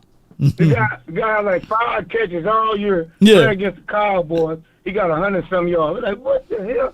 Now, but with Zimmer's scheme, it makes the receivers confused. Because they think they open, but they're not open because they ain't sending them linebackers going right in their zone. They're supposed to do a crossing route. You see what I'm saying? Now it makes the corners, our corners, because he know he got people behind, he can take a chance.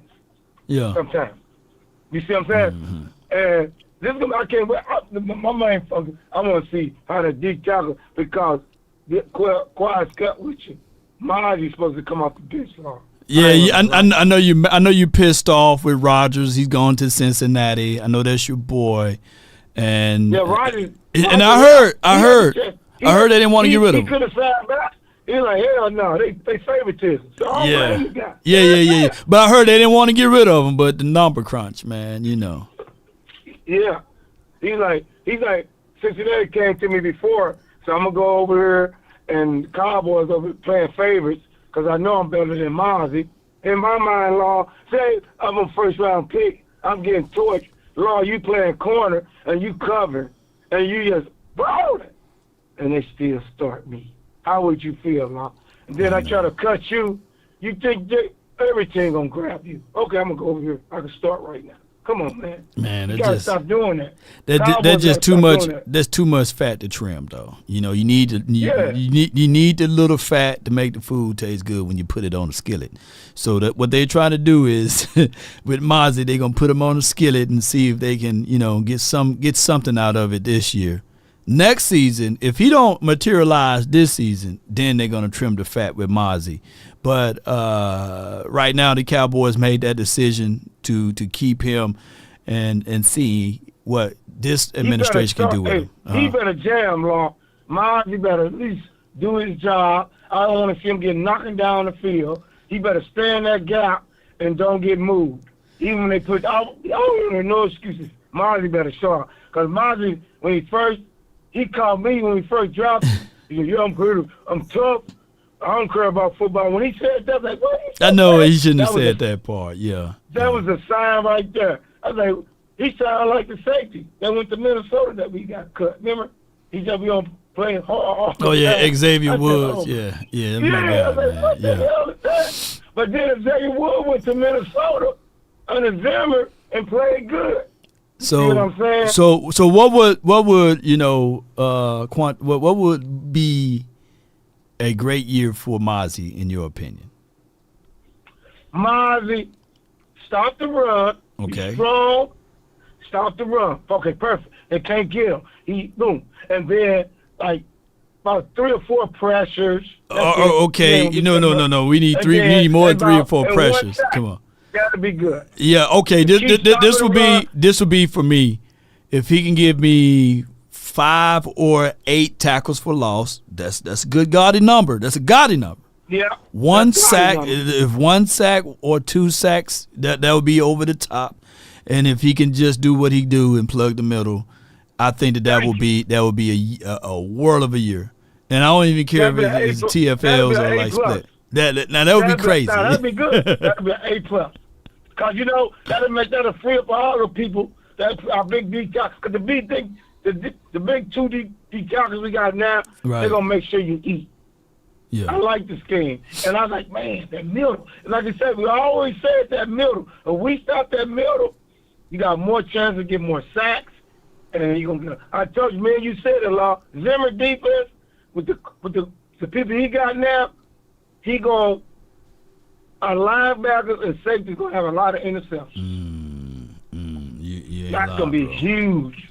That's a top 5 defense right there.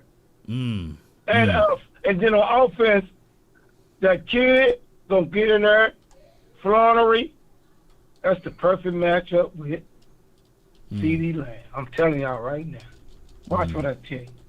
Because now he got his rhythm, like you say, started off slow because he had that growing, a knee or whatever. Now he's fully healthy, and you can tell how he just dominating against first-round picks. He started against first team against Oakland, made him look stupid. Right. He's strong. That boy big and strong. He already got an NFL body. No doubt. And he's still learning. And you can tell he said, I'm going to be a Pro Bowl receiver. I believe him. He going to do it. I think so, man. And as always, the humble beast, man. 4.4 speed. He's 6'1", 6'1". He plays bigger than his size. Because I said, ain't no way in the world he's 195, 205. He gotta be like 210. 215-ish. He's solid build. He don't got no chicken legs, no chicken arms, man. He look like he can get separation. I do like his acceleration and burst, and he can high-track the ball. And he got the biggest hands on the team, Law. Yeah, hey, big hands matters, man. So yeah, man, go pluck the ball up out of the sky, man. And I want y'all to go back and watch that Raiders game when the other 18 on that team, I forgot the DB, when he had got in his face. Yeah. I loved it because he pushed him back. He was like, "Get out of my face, get out from me." That's what I love more so than anything. Like I want somebody with that type of mindset. Go back and watch what he do. Like, after he blocks somebody, he's a good blocker, and he got that grit to him. I don't like nobody to be like, I'm not throwing any shots at my guy CD Lamb. Because that's the only damn thing that I didn't like CD Lamb in that Packers game, when he allowed somebody to push him in his back. Nah. Yeah, he can't do that. They ain't going to push Ryan like that. Nah, Ryan going to throw some. Nah. Yeah. Jack Jones, that's who he was against. Yeah, go watch. Y'all watch the play when he caught the ball and Jack Jones tried to get in his face and he pushed him up off his face. I like that. I appreciate you, man. Me too. Yeah, appreciate you, MJ. I like that. Yeah. All right, man. Good. How about them Cowboys? Let's get this first win. No doubt, man. Salute. Yeah. Yeah, I love y'all so much, man, because y'all be like, yeah, when Law be ready for go, man, he be saying, yeah, I appreciate you, man. I love you, man. Yeah. I love that, man. Y'all be picking on Law's tendencies, man. Yeah, man, I love you, man. I appreciate you, man. Yeah, you have a good day now, And when we was live at the Omni, that dude came up there with and shout out to all of the veterans. He started getting a little personal. I like, yeah, man, appreciate you, dog. Man, much love to you. He couldn't get the grip. But, man, shout out to MJ, always bringing in some good stuff to us. I got the 580 and then the 201. The 580, you're live on the Nation, brought to you by my bookies. You're live on the Nation. Talk to me, man. What's up, Law Nation? My brother from another mother. How you doing today? Man, I'm doing well, man. I can't complain at all. Getting ready for some Sunday football. I was just calling in to see if you had any picks on the college game tonight. Ooh, who played tonight?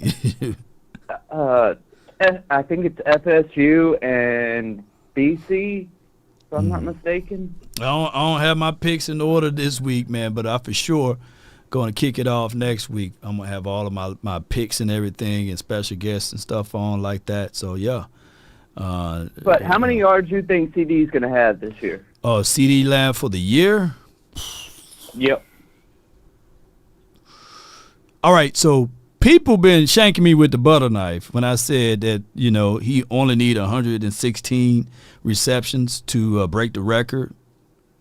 And they said, only, that's about 7 to 8. It's only about 7 to 8 receptions. You know what I'm saying?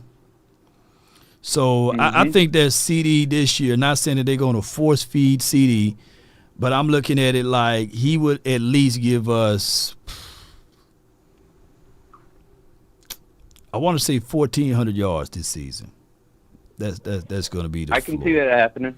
Yeah. I can see that happening. Yeah. And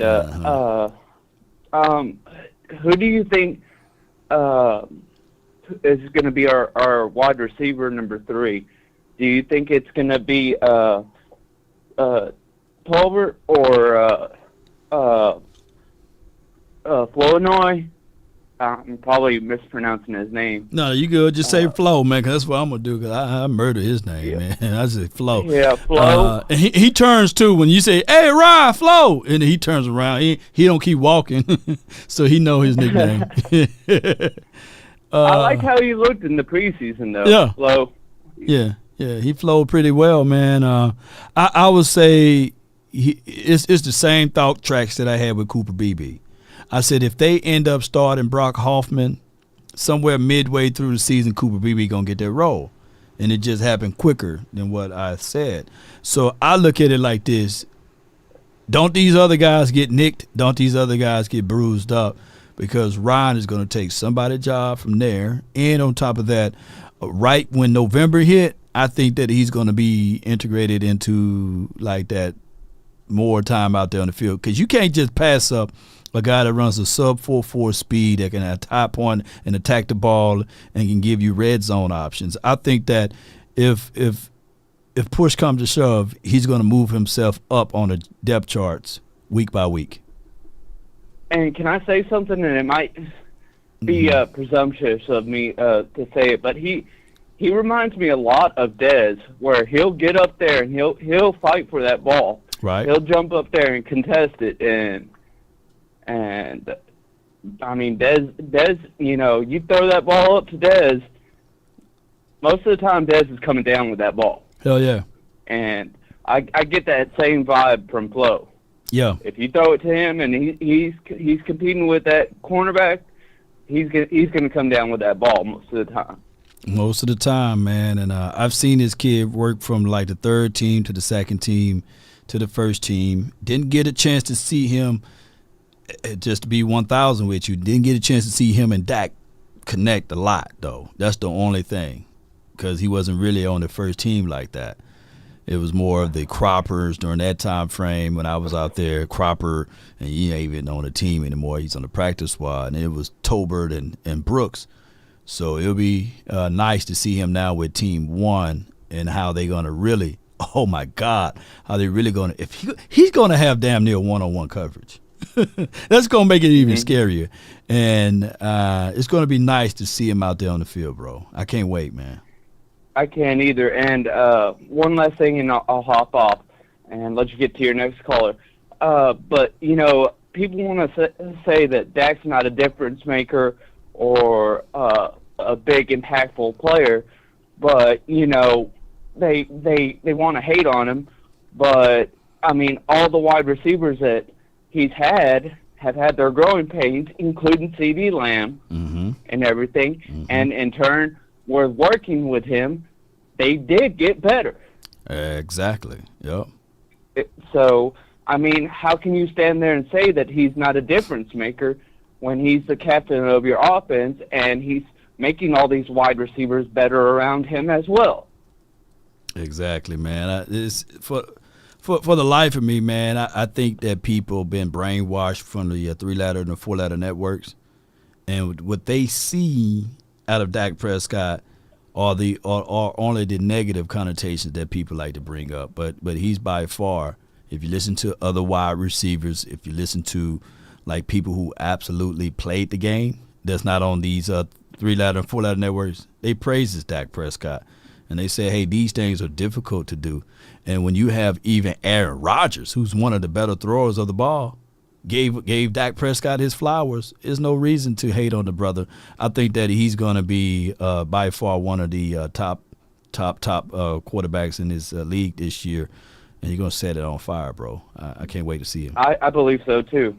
Yeah. And, I mean, Jerry's, if they don't sign him before week 1, during the middle of the season or towards the end, Gary's going to be kicking himself in the ass. Hell Excuse yeah. me for cussing, but No, you good. Yeah. You good. because like you said, he's going to set it on fire, and we kill it during the regular season. We just got to get over this playoff hump, man. Man, yeah. The team itself has been spooked by playoffs times, man. Hell, for a long time. For a long time. Yeah. So I appreciate you for calling in, man. Thank you for calling in, bro. Thanks for having me. You take care. You know that. Shoot, we've been bitten with this damn playoff thing since Jake Plummer. For those who remember, shit, we supposed to beat the Cardinals that year. Jake Plummer come out of nowhere and just, God, no, what's going on? You know, who remember that? You know, and the other guy, I think the Carolina Panthers, we made it to the playoff that year, and we was like, damn, man, you know, did we even try to pinch him? We've been on this playoff slide for a long time, man, and it just seems like, man, teams just amp up to play us, man. It just one of those, like, these 4 playoff wins that we had since '95 been scraping the bottom. I think Romo, shit, one of them counted because we had to play the Philadelphia Eagles twice, right? In the Detroit game, and people try to take that one away from us. Don't y'all know that those are the 2 playoff wins that Romo got? One, we had to play the Eagles twice, and then the other one, shoot, people still saying that, hey, man, Riggs, that was face guarding, man. You know, that was face guarding, and we beat Detroit. Right? Those are the only 2 playoff wins that Romo had, right? And then we look at Dak 2 playoff wins. It's just, shoot. They are a little bit more valid because their Seattle Seahawks game, they were considered real rough riders during that time frame. That Seattle Seahawks game, and everybody was saying, oh, man, we don't beat Seattle, man. You know, and then we beat Seattle. We're like, okay, see, now leave us alone. And in the Tampa Bay Buccaneers, you know, that game, people to move the damn goalpost left and right. You know, the craziest thing, before I let my guy on $100,000, the craziest thing of it all, less than 6 months, it's impossible to beat the Bucs, right? Because we opened up to that team, and the Bucs beat the brakes off of us, and everybody was like, see, I told you Dak is whack. You know, Tom Brady was throwing the ball everywhere, and they were running all over us and did all types of things, right? Dak Prescott broke his thumb, I believe. Was it that game that he broke his thumb? Was it that season, I believe? Right, broke his thumb. And then we see him in the postseason, and everybody comments was, hey, man, you know, the Cowboys don't really beat Tom Brady. Tom Brady's going to win this game one and done. We finna get blown out. We going to lose this game. And then all of a sudden we win. And they say, you're supposed to win anyway. God dog, you know, Tom Brady was in school with Moses and Methuselah, you know, yeah, and all of this stuff. And I'm sitting there like, wait a minute, just 3 hours prior to this game, y'all was saying that the Buccaneers are finna run through us, right? Man, it's just crazy. And then, you know, it's crazy. It's just crazy altogether, man. I got my guy from the 201, $100,000 with the plan, brought to you by my bookies, man. What's good with you, man? My bookie now, okay. Yeah. We can talk that talk now. Yo, yeah, you can help a brother out, you know. Shit. Hell yeah. Hey, nothing like when I was, I felt exactly what CeeDee Lamb was going through. I was like, yeah, well, all right now, okay, prize picks now. You know, there's strong arm in it. I said, man, is this because I talked about Steve and A. Smith hairline? Come on, man. And then my guy hit me up and said, oh, my God, Lord, I got a counter with you. I said, whoa, what you got? He said, man, I got my bookies on the table. I said, oh, okay. Tell me more, you know what I'm saying? And they made an offer. Oh my goodness, I could not refuse. So shout out to my bookies. Boy, I was doing all type of dances and stuff, man. Shoot, MC Helman ain't got nothing on me, man. Shoot, hey, it was literally like, Oh, snap. I said, are you sure they really do this? I said, all right, cool. My bookie, Law Nation, sports, baby. Yeah. Yeah, shout out to my guy, Vic. You know who you are, man. Vic, you strong-armed the hell out of this deal, so shout out to my bookies, man. Yes, indeed. So what you got? Yeah. Hey, man. Hey, I can say, hey, take the Cowboys with the points, man. Take them on the money line. Take them on the money line. Yeah. We're going to be shooting them down this year. I got my inside. I got 100 grand.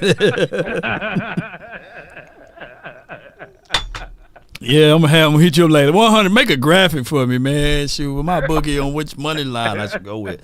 I'm going to read out the 100 grand my bookie hotline for your mind plan, you know. We can make that happen, you know. Yeah. Hey, let's talk. Well, let's talk. We're gonna talk off air and start talk business. You know, we're gonna talk remunerations for the nation. Yes, sir. Yeah. Sir.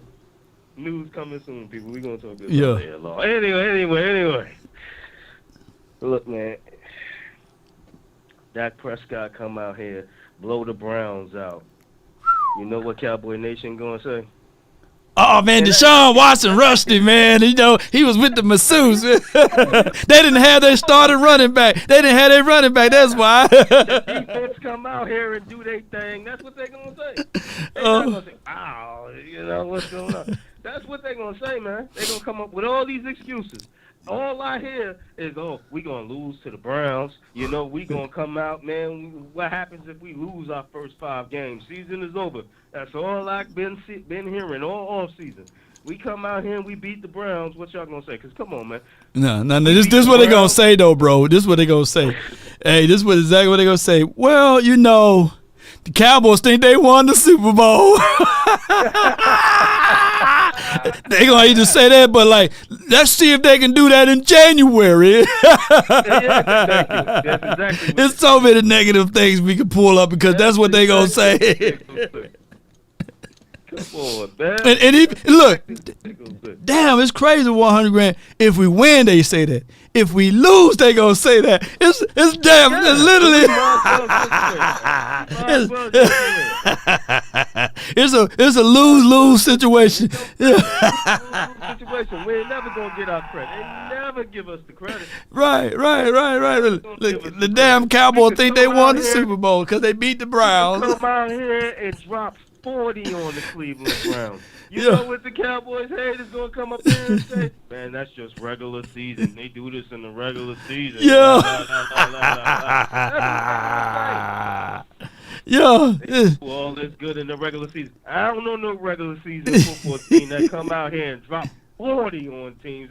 Come on now. Yeah. Come on. The Giants wish they could drop 40 on somebody. Anybody can do this. Anybody can do this, man. Put Trey Lance in there, man. And by the way, he's number 3 again, by the way. Man. So all y'all Trey Lance lovers, what y'all got to say about that? Man. He number 3. And y'all can't say they gave him every opportunity in the world. And he's still number 3. He didn't even get the 2 job. Everybody say, yeah, man, he gonna be number 2. No. Instead of No. He ain't even.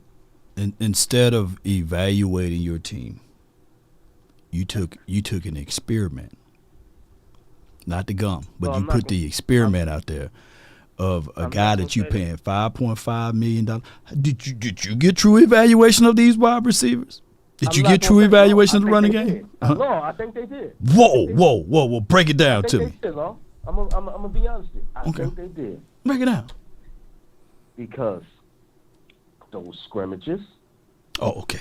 And you don't know what they've been doing with those practices that the cameras ain't there. Damn, that's a great objective point. Damn, you won, God dog. Hey, I see. Hey, you won. I'm waving the white flag. I didn't look at it that way. I didn't look at it that way because I'm waving the white flag, bro. You won because that's what this show is about. to pull back some things that I may have overlooked and overseen. So yeah. You won because they did do the scrimmages, and they didn't do it one time. They did it multiple times, and then there are practices that we are not privy to. So that is big fact. So they know who can and who can't do what, right? And then there's been multiple practice where even when the damn media people there, they say, hey, no video, just phones. You know what I'm saying? Pictures. No video. Yeah, Just yeah. phones? So yeah. No video. So that right there lets you know. They know. That's why they did what they did. Those other boys, it was fight for your life. You know what I mean? Like those other boys, hey. Hey, but I do got one rebuttal though. Go ahead. That means that, damn, it's even worse. What Trigger Trey? Hey, he grew a little bit. You know what I'm saying? In a controlled environment with nobody watching, you can't make $5.5 million. That's 5 million reasons why I would have him as my number 2. And think about this, Law. Yeah. And all you Trey Lance people out there, here's another knock. The Joneses don't play when it comes to that money. You getting paid, you going to play. And for you not to even play, Lord, man. Come on, tell me if I'm lying, Lord. Man, how much is 2.5? How far is 2.5 is from 5.5? I know the number. How much millions of dollars that is, Come on, chat. Come on, chat. Poll question. We know what it is. Come on, chat. Yeah. How much is $2.5 million is far from $5.5 million, And if I'm Rush, I'm sitting there like, man, hey, Trey, I need to get that. Yeah. I need that. I need that in my life, because some of us, we haven't even seen $1 million yet. Some of us, I don't know about, I can't speak for everybody. I'm on $100,000. But shoot, just to get to $1 million is a life changing. So I can only imagine, wait a minute. So you mean to tell me he get $3 million? If my guy Zombie, the first one, boy, I wish I had somebody to throw at you, bro. That's good money, man. I wish I had $3 million I could throw at you, Zombie. But that's $3 million more to sit behind me, and plus I got to give him answers to the test. I got to help this brother out. Nah, man, come on, man. He ain't even holding the clipboard, Lord. Oh my gosh, man! He ain't even holding the clipboard. That's a starter somewhere, man. People fail to realize $5.5 million. That's a starter somewhere on a team that you can have that can make plays and stuff. But that's a whole nother conversation. That's a starter. You playing scout team. That's the highest. $5.5 million. You playing scout team for $5.5 million. Yeah, you throw the practice squad players like, hey, man. Yeah, you playing scout team. You scout team, Lord. You scout. Quarterback. You couldn't find somebody $500,000 to do that? Shit. God dang. I'm telling the truth. You can't find. You mean to tell me you couldn't find $500,000, man? You couldn't find $500,000, man, to have a scout quarterback to throw the ball. Hey, come on, man. Mimic Jalen Hurts right quick. Mimic Jalen Hurts. This is my God honest truth, man. This is my God honest truth. I've been like $5 million, and he gonna be nah. He gonna have to. Have you ever paid somebody a project and then you be like, hey, since I'm paying you this money, go ahead and get them edges over there on the side, and take them branches over there, cause I kid you not, I figure out a way. Look, man, there's some branches over there on the side. I want you to grab them branches and burn those, and when you get finished, since the grass didn't grow, I got some leaves, man. I want you to rake all of that up. And I need some more mosh that's going to be in the back. So can you go to Home Depot? I want the red bag. I want the red chips, and pick them up. Because if I'm paying you, you ain't finna be sitting out here rubbing your hands together. So I'm going to need for you to do a little extra work. So I'm going to put you to work. So Cowboys, it's damn sure fools because if I'm paying this dude $5.5 million, he's on the active day roster, and when we get into the red zone, we're gonna do some RPO. I'm putting Dak and Trey Lance in the backfield at the same damn time, and wide 80, yeah, here we go, flex, and I'm putting Lance in the slot. You know, we getting this touchdown, goddammit. Stephen Jones. Yeah. CeeDee Lamb got to catch 200 balls because we paying him all this money. Yeah. Trey Lance. Yeah. We paying Trey Lance all this money and he ain't doing nothing. Come on. Man, I'm putting him on the end around. We're going to do, I seen you run a 45 or 48 yard touchdown. We're going to put Lance on the end around. Hell yeah. Hell yeah. Oh, shoot. You go, instead of putting CD back there running the football, put Trey Lance out there to run the football instead of CD. Hey. We need some Packers. I have all type of packages, man. They be like, man, all right, so on this end around, ooh, don't you know that's a damn good play, bro? You put him on the end around, I know Trey can still sling that ball deep, you know what I mean? Trey got that. I'll slid him on an end around, have Cavante Turner going the other way, and what you gonna do, safety? What you gonna do? Shit. What you gonna do? What you gonna do? I don't know. You the safety, you the deep safety. You the deep safety. You gonna come down and field to make sure to make that tackle on Trey, or you gonna take the dude that's going over the top? You know which one you gonna do? What you gonna do? I gadget that thing up. You gotta respect Trey Lance. You got to. You got to. That's crazy to me, man. I just don't understand that. Yo. That's a waste of money. That's a waste of a draft pick. That's a waste of money. We could have did something with that $5 million. Man, come on, man. I'm gonna get that work up out of him. Yeah, indeed. Hey, Trey, man, come hang these lights over here, man. It ain't Christmas time yet. That's okay. It's gonna get Christmas time. Hang these goddamn lights.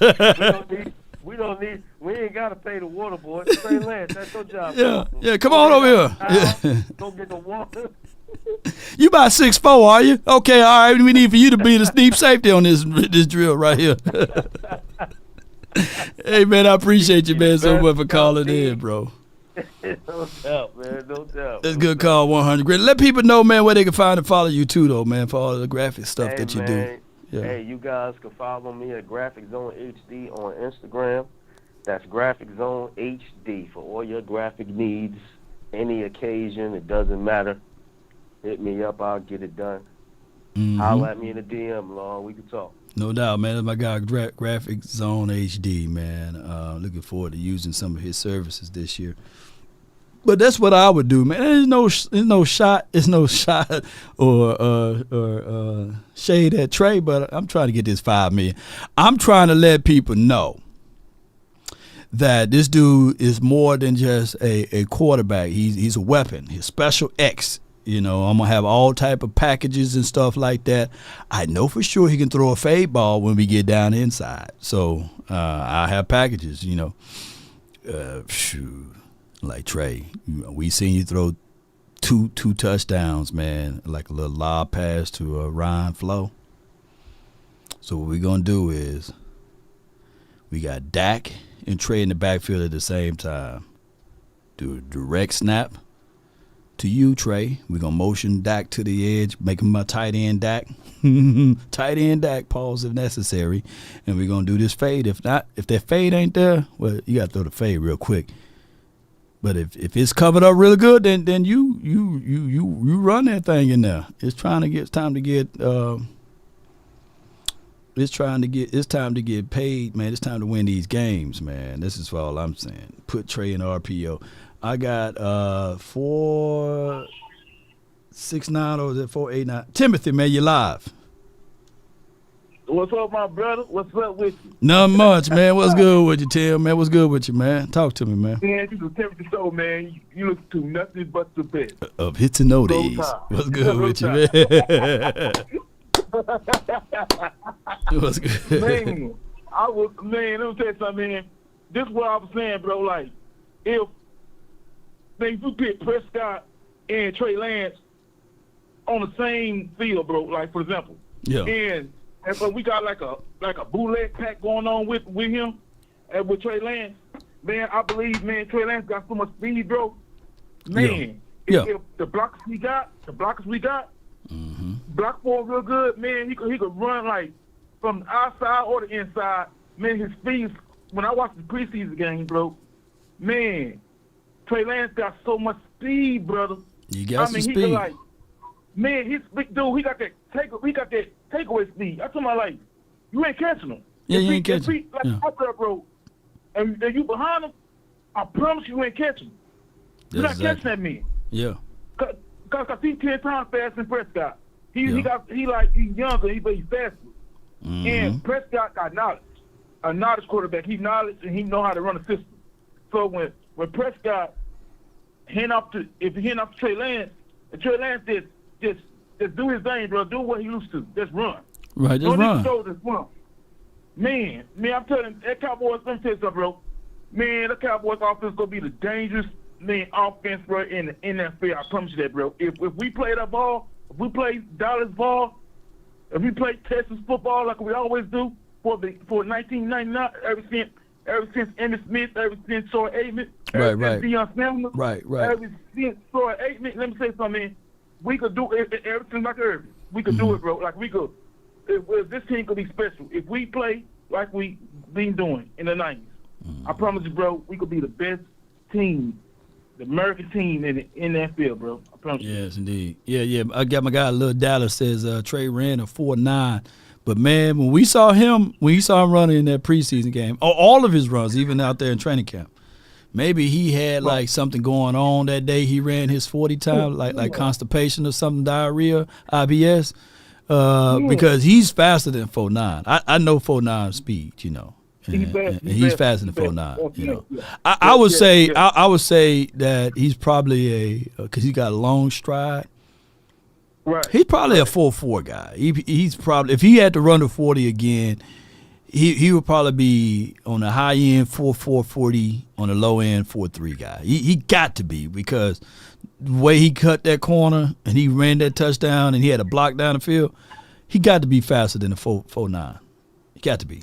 Right. Yeah. And you're right, man. Because what I would do is I was working out more. What I do, I would put him at different positions. I would put him as the running back. You see how he do? And I will put him as a wide receiver. I think that by him being 6'4", he's too tall to be a running back. Too much target area for him. I think that he would be, and I may sound crazy though. I think that he would be a great addition to a tight end type, like a Blake Jarwin type. Let me ask y'all this: how many pounds is Trey Lance though? You know. I know he's 6'4". I know he's 6'3", 6'4" but I think that he would be a great addition to like a tight end. He's about like around two-ish, like maybe 230 something, 230-ish. Around 230 something like that. Yeah. Oh, HyperX says he's 227. So I wouldn't put him on the LOS like that. No, you bust him up a little bit. So yeah, he's in the wide receiver area. Yeah. But he would help speed though. He would help like take off speed and be like make a real swing, make a swing to the left or swing to the right. Man, they just get him the ball real quick and just boom. You could do like a screenplay, like you could do a screenplay with him. And then he could just, like we do with Zeke Elliott, throw the ball to him, do a screenplay, Trey Lance, and Trey Lance he could follow the blocks, take off, follow the block, or he could just beat him. So he's so fast. He got, like I said before, man, he got breakaway speed so quick, man. It's like you're not catching this man. You're not catching him. You're just not catching him. And then you got to respect his arm if he's in the backfield.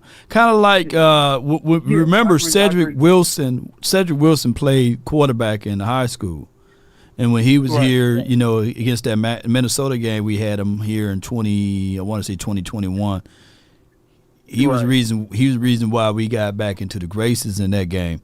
I would have at least 2 or 3 plays like that with him, an end around with the possibility of throwing the ball, and tell him, hey, if it's low, don't do it. If it's high and out, then do it, because you don't want a low pass, because it's pick six party.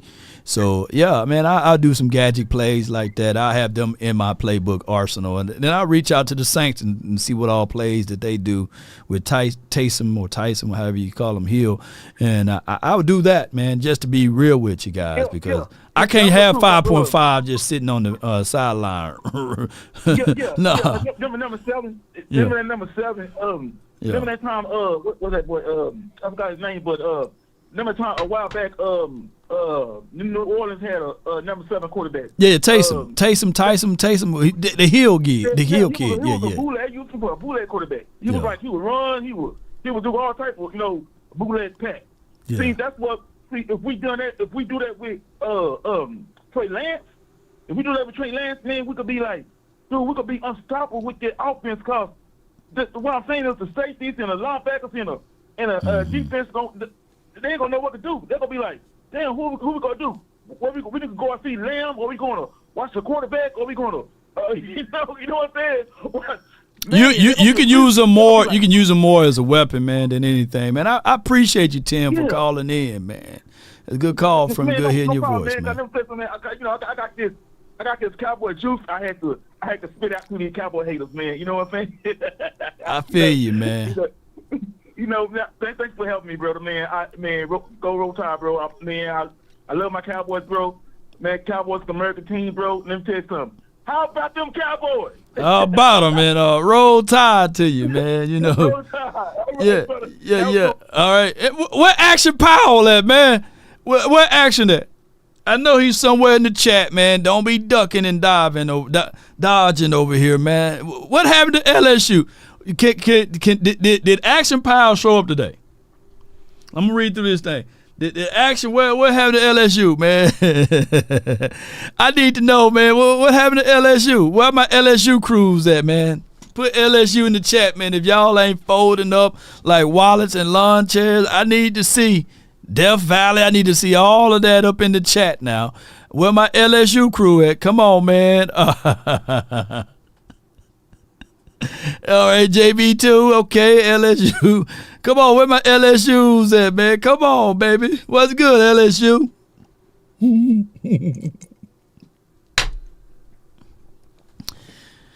Where LSU?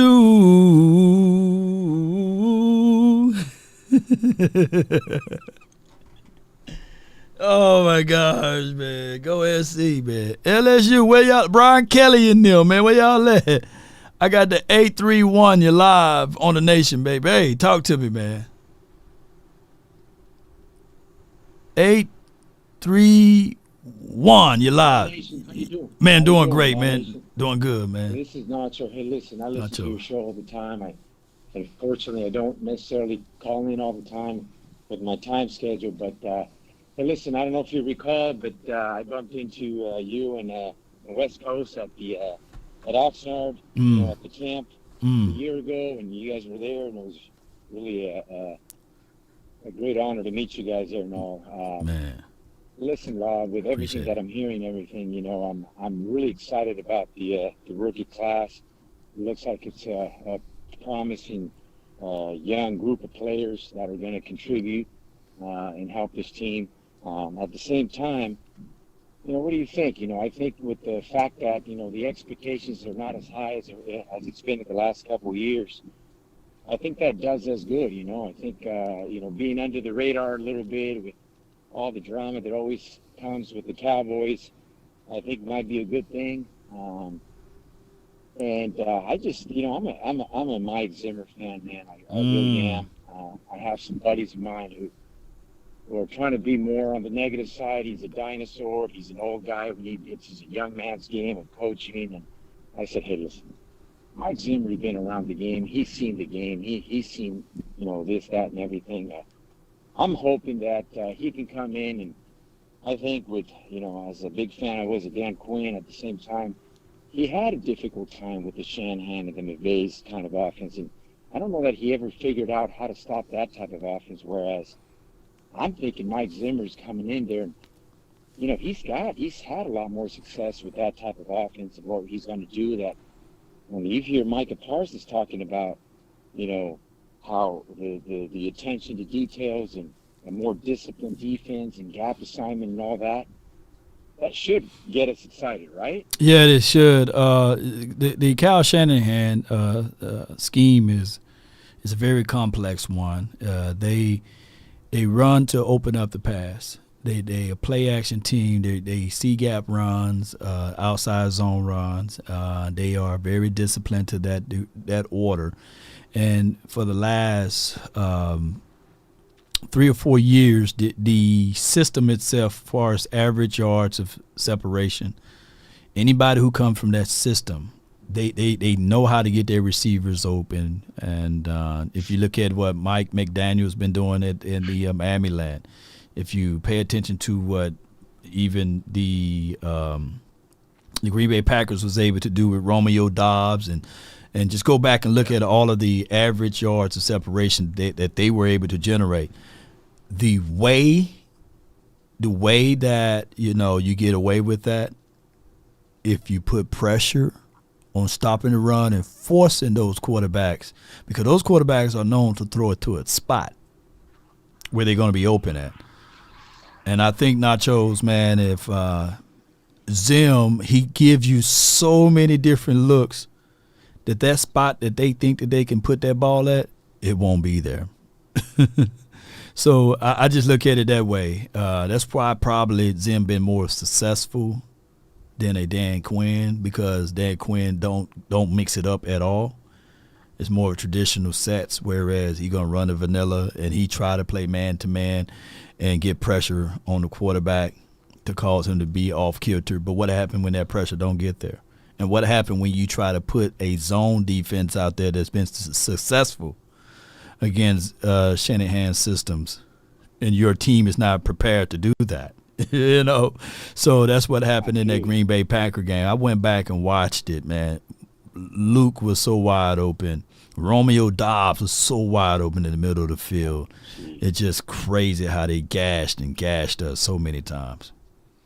It almost seemed. I think you're being transparent and right to the point on the details on that. Yeah. That Green Bay Packer game, obviously, it's in the past. It is what it is. But that was a hard game to watch, without a doubt. And it almost seemed as if Dan Quinn just threw the towel and he knew he was going to Washington, and just the game plan was thrown out the door. I mean, it was just such a mediocre, bottom of the barrel type of performance by just overall the whole entire team,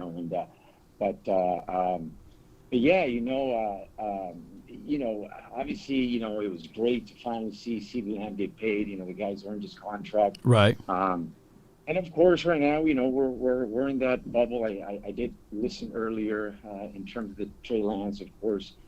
A lot of people that are the Dak haters, wanting Lance to be the guy. And, okay, let's move on from Dak. We've seen what we've seen, kind of like Tony Romo. He's close, he's there, but he doesn't get his air.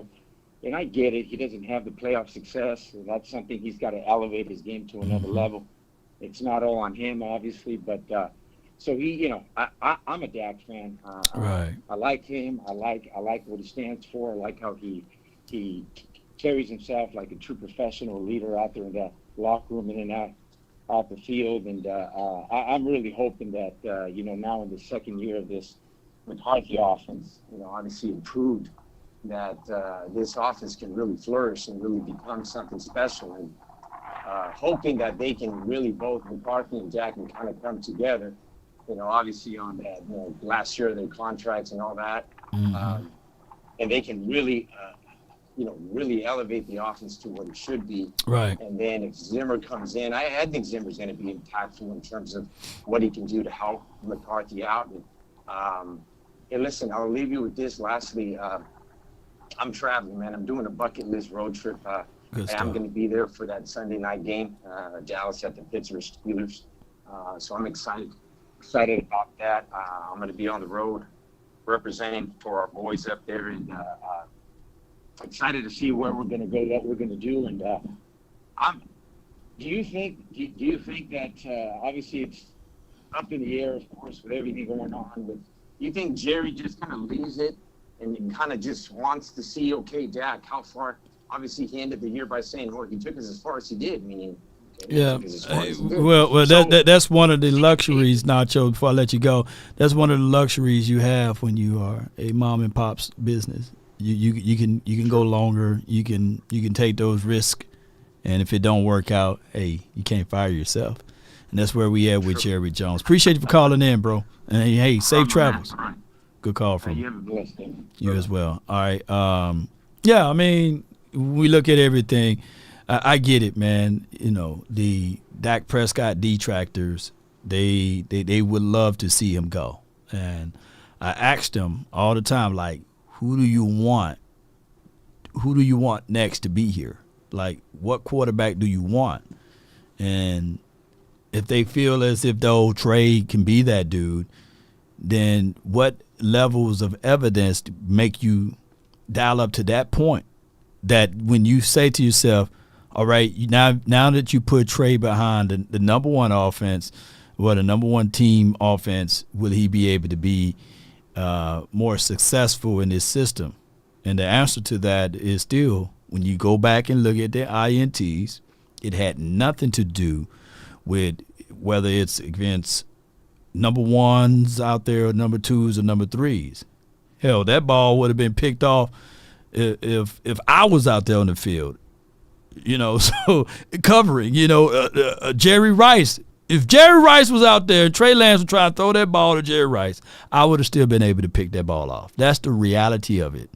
And I'm talking about prime Jerry Rice. I would forever hold that ball in my hand and be like, yeah, because it was late and it was into the inside and it was telegraphed right to him, right? So you can miss me with all of the, hey, man, if he was out there with the ones, right? And this goes with it. I'm not beating up Trey Lance. So who do you want? Who do you want as your quarterback? And every time I say that, they get silent, right? They get very quiet because they don't know. They just saying, okay, let's go and just tank for the number one overall pick. Like, how are you going to go into the season with the mindset to only win 2 or 3 games? Nobody's going to sacrifice the entirety of the season for that.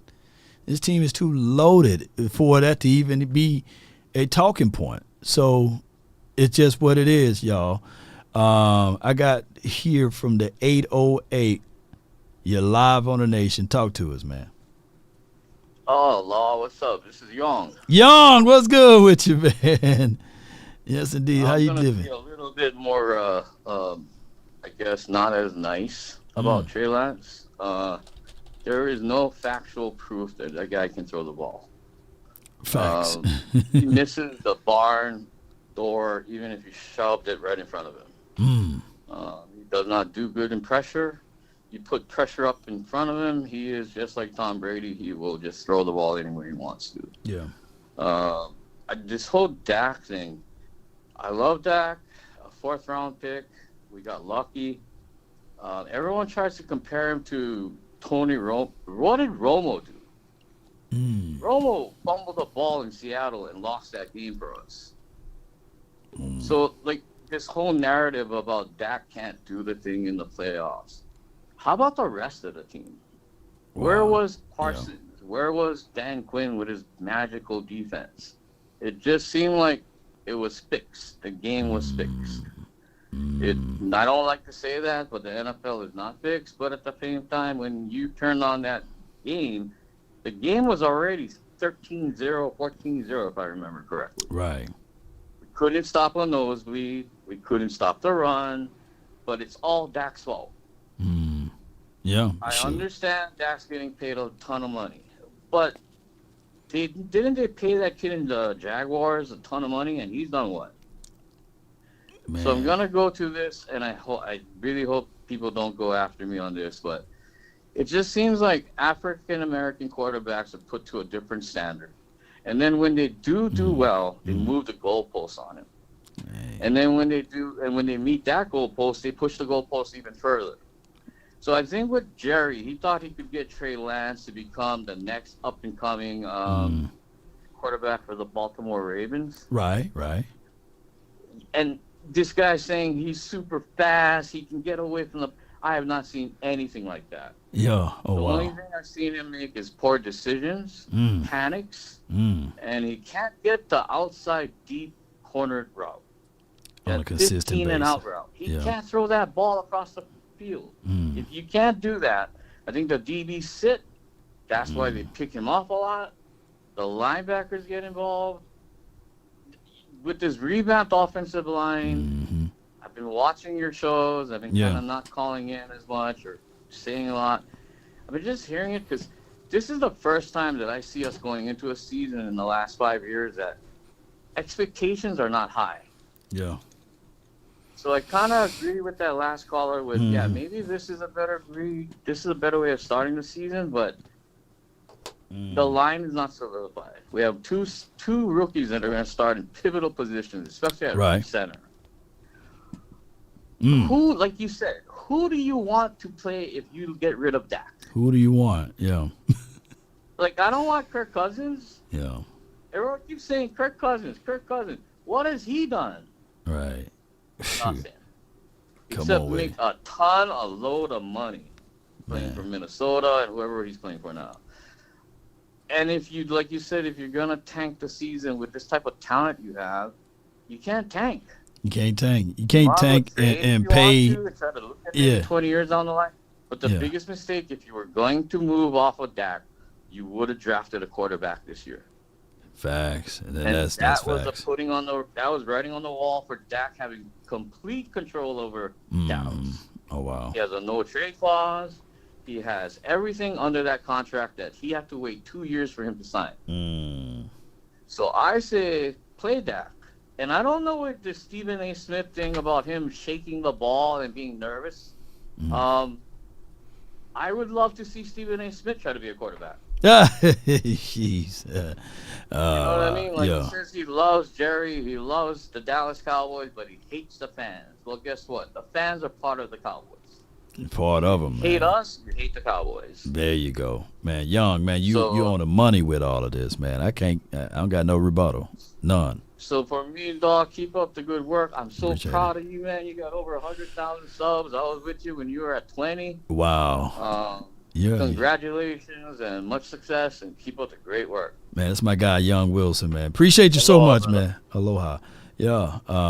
And don't y'all beat up Young Wilson about the black quarterback thing, because I get where he's coming from, you know. And then there's all-time high, I think there's been reported, you know, all-time high of brothers being quarterbacks now in the National Football League. I believe it's 15, I believe, somewhere I put down there. And some people gonna say, well, you know, Pat Mahomes, he a brother. He won, and Sierra husband, he won one. I forgot his name at the tip of my tongue. What's his dang on name? What's Sierra husband name? I'm definitely not joking. What's his name? Russell Wilson. Yeah, he won one. And back in the days, what's his smooth name? Played for the Washington team. Doug won one, right? So you got some brothers, man, that won some rings or what have you, and it's been a uphill battle for them. You know, it ain't been easy. You know, in the classifications of most of those guys, you know, people say, hey, man, Doug Williams is on a real one. You know, everybody else kind of, but that's a whole nother conversation in this community. You know, all those other guys got kind of something, else, going on. But neither here nor there. We're not finna go down that road because it'll be another 5-hour show. I promise you it'll be another 5-hour show. But y'all know what I'm talking about when I say, yeah, Doug is on there, we go back to the 608, man. You're live on the nation, man. Talk to me, man. What's going on with you, my man? Not much, man. Who this? This Rob, man, from the 608. Rob, man. What's good with you, Rob? Talk to me, man. Make it quick, too, man, bro. What you got? Most definitely. Hey, I just wanted to say, man, most props to you. I love what you're doing. You know, like you're the first person I go to, and the first person I'm looking to go to when I open up my YouTube app and check out the Cowboy content. And I also want to say, man, I'm Cowboy fans don't hit the panic button. You know what I'm saying? This is something that Jerry Jones does. You know, like who else are they gonna have quarterback the team other than that? Yeah, who else they want? Who do they want? You know what I'm saying? Like what do you want? What do you want from me? You like I get it, man. There's other quarterbacks out there that probably is perceived to be better, but you got to quantify the fact that you go through a whole bunch of scrutiny playing for the Cowboys. Scrutiny is what it is, you know. And then on top of that, like even we're starting to look like the Super Bowl Cowboy team. Like we got Ryan Flournoy wearing number 80, and then we got a number 88 out there. That's like, you know, don't that look? You know, we got another Alvin Harper and another Michael Irvin out there. You know what I mean? Yeah, we can only hope. Yeah, yeah. So I'm like, man, it's kind of looking good. It's kind of looking good. It's looking real good. Too good to be true. Like said, you know, the expectation is low, and you know, I feel that we can come on and we can just fly underneath the radar just long enough to pull the rug on a lot of these things and take it off. No, I'm man. rolling with the team no matter. Win, lose, or draw. I'm excited for the season. No doubt, man. I appreciate you, Rob. I thank you for calling in, man. You have a good one, bro. Yeah, blessings, brother. Yes, indeed, man. Rob, Goodbye. man. There's 7 other callers that's been waiting in the queue, man. I wish I can get to y'all, but I can't. I would say this, though. Ladies and gentlemen, the Dallas Cowboys heading into this season is the reality of it is that we got to beat the Browns week 1. And if we lose to the Browns, we got to beat the Saints. It's just how it goes. And if we lose the Saints, we got to beat. What I'm trying to say is, whatever it may be, the goalpost going to forever be moved. We are at that point with this particular team. You're not happy if you beat the Browns. You're not happy if you lose to the Browns. You're not happy if you win against the Saints. You're not happy. You always look for forever is always going to be a forever movable goalpost. Because people think that this particular team been winning 3 games every year. It feels as if, though, the way people call it, that we only win 2 games a season, right? That we are in those particular areas of this particular team that we don't win at all. And just going to the postseason is an automatic thing. They're like, hey, this team should go to the postseason every year, right? And then when we get to the postseason, it's strange to me because the craziest thing of it all, ladies and gentlemen, is that they will literally say this team ain't going to win no more than 6 games or no more than 7 games. Then we win 12 to 13 games. Well, this team will not win a postseason game. Well, then, damn it, you already said we wasn't going to win a postseason. You wasn't going to go to the postseason every year. Every single year.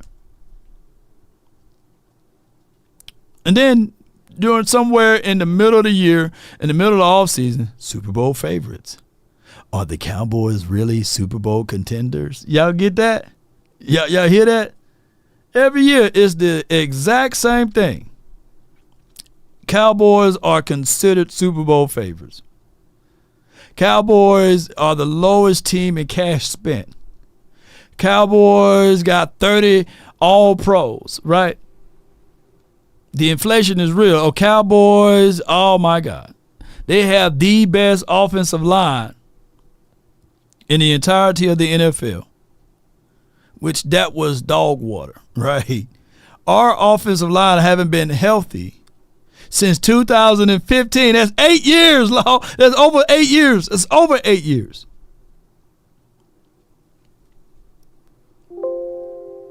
Let me know if I'm lying. That's just what it is. Every year we had a key contributor hurt on our offensive line. And people still say, hey, man, this is the best offensive line. Like, dog, win. Shoot. Oh, man, you know, Dak with this offensive line, he's supposed to, like, win. Every year we get those over analyzations of our offensive line, and people fail to realize that we still win more than 10 games. When you had a Cam Fleming out there, a Chaz Green, a guy named Cam Fleming. We had Cam Fleming, all of the Flemings. We had all of them out there. We had a dude named Todd Nisecki.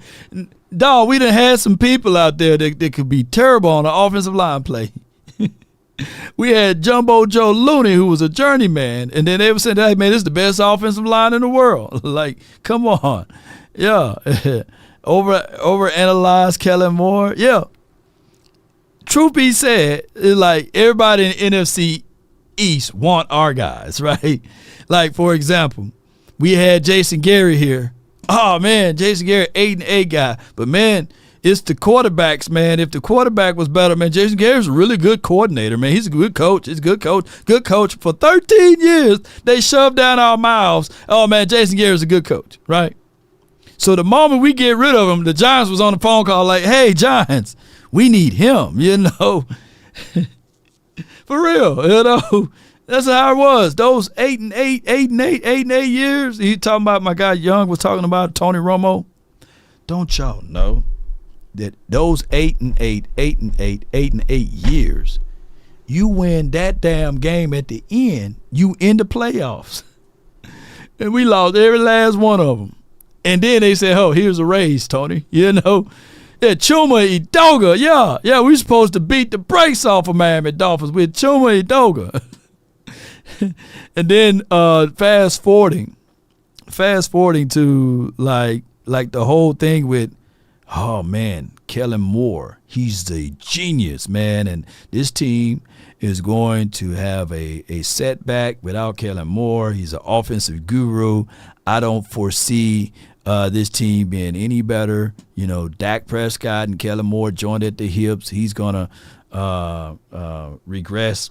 They gave him Regress Prescott, and they gave him a new name and everything. We heard storylines of multiple reports. True story. Can't make this stuff up. Kellen Moore is about to flourish now that he got him a real quarterback. Yes, his name is Justin Herbert. He's going to go over there, and he's going to be able to walk on water over there.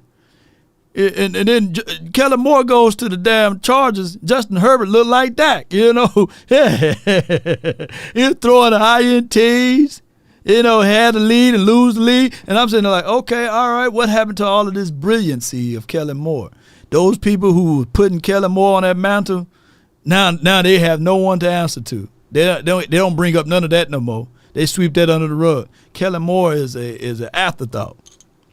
And now it's passed over to Kellen Moore with the, he's with the Eagles. They're going to have a phenomenal offense. They're going to do some crazy great things, right? He's a top tier offensive coordinator, brilliancies of the minds. Look what he did for Dak Prescott.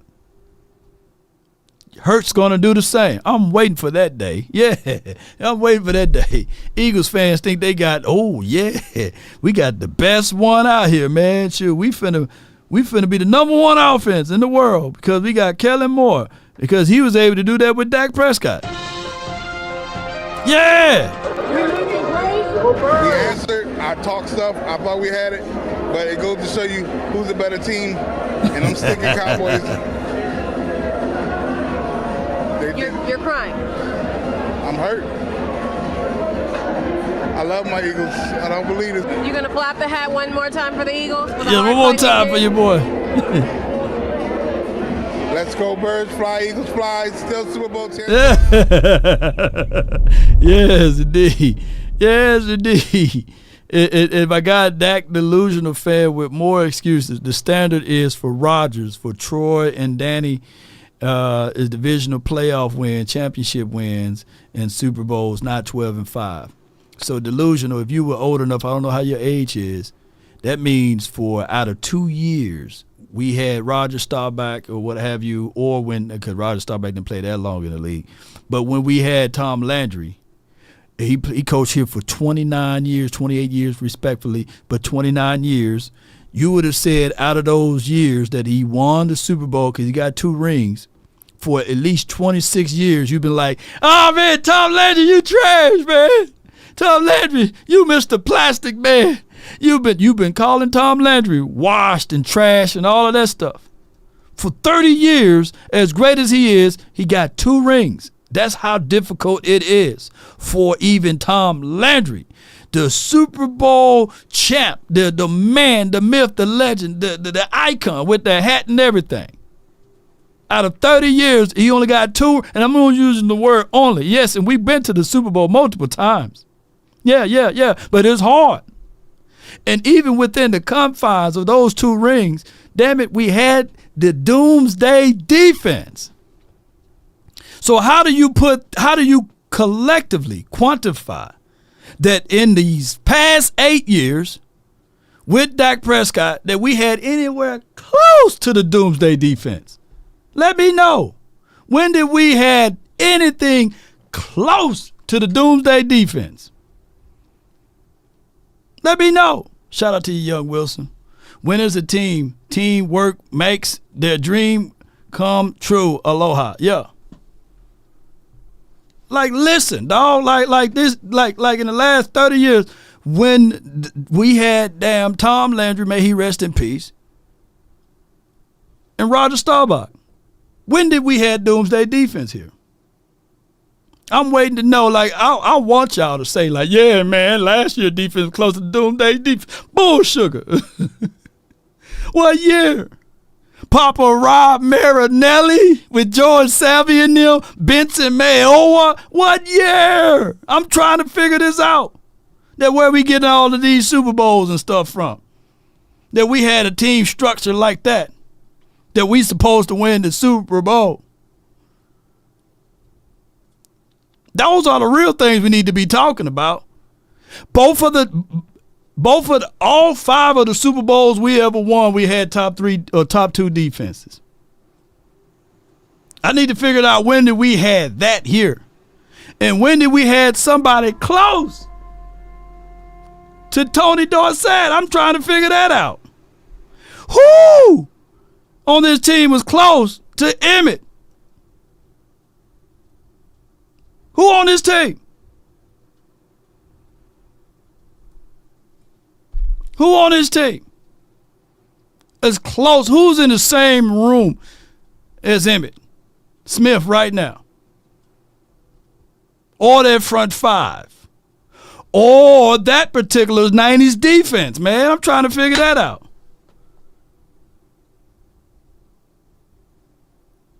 I'm waiting.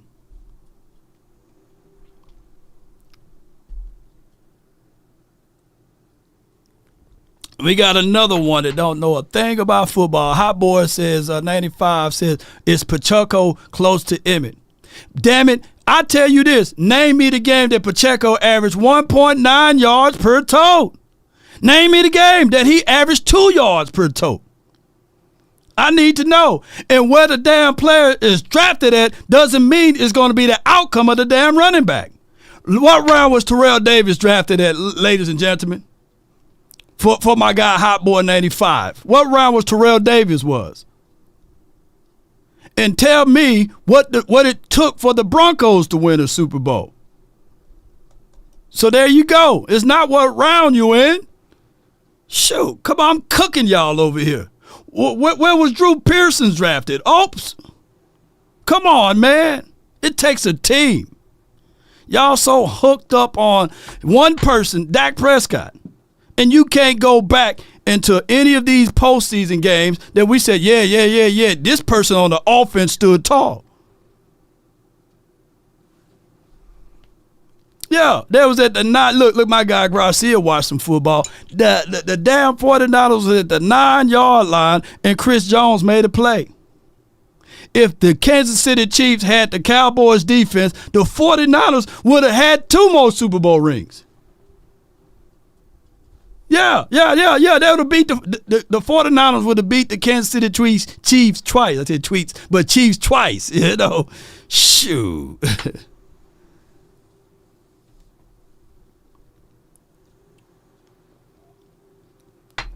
I'm trying to figure it out. Yeah, so I want them to go back and watch the tape. Watch the tape is what I'm saying. They had a guy, I watched in that Green Bay Packers game, not once, not twice, but they had a guy so wide open that I can pick Travis Powers that's in the chat to drop back and close his eyes and throw the ball to Musgrave, and it's going to be caught. He could drop back and throw the ball, sling it with all of his might to Romeo Dobbs. Not Lou Dobbs, but Romeo. Where art thou, Romeo? He was so wide open. And that was a professional tape. And y'all think that we had that on our side. Come on, man. Shoot. BBL Drizzy says Dak Delulu and Hot Boy thinks that Differ, Kerry Collins, and Brad Johnson are otherworldly. is a team sport. People spout out so much nonsense just to say that they hate Dak Prescott, bro. And here's the thing. I'm not even sitting here saying that we shouldn't get rid of Dak Prescott. All I'm asking is, who do you want? What do you want? And nobody can come up with any tangible information. You want Jacoby Brissett? You know, who do you want? You want Cooper Rush? Who do you want? You want Trigger Trey? And now they flip it and you say, hey, man, 05 INTs, at least it's not in the postseason. Come on, man. Like, come on. Who do you... Gardner Minshew? Garrett Gilbert? You know, who you want? Jason Garrett? You want to bring him back? Who do you want? Daniel Jones? Are you guys part of the Daniel Jones high? Like, yeah, Daniel Jones is better than Dak Prescott. Just put him on this team, you know. Who do y'all want to replace him with? With somebody. And then every time you say, well, I want Joe Burrows. Well, dog, Joe Burrows is already taken.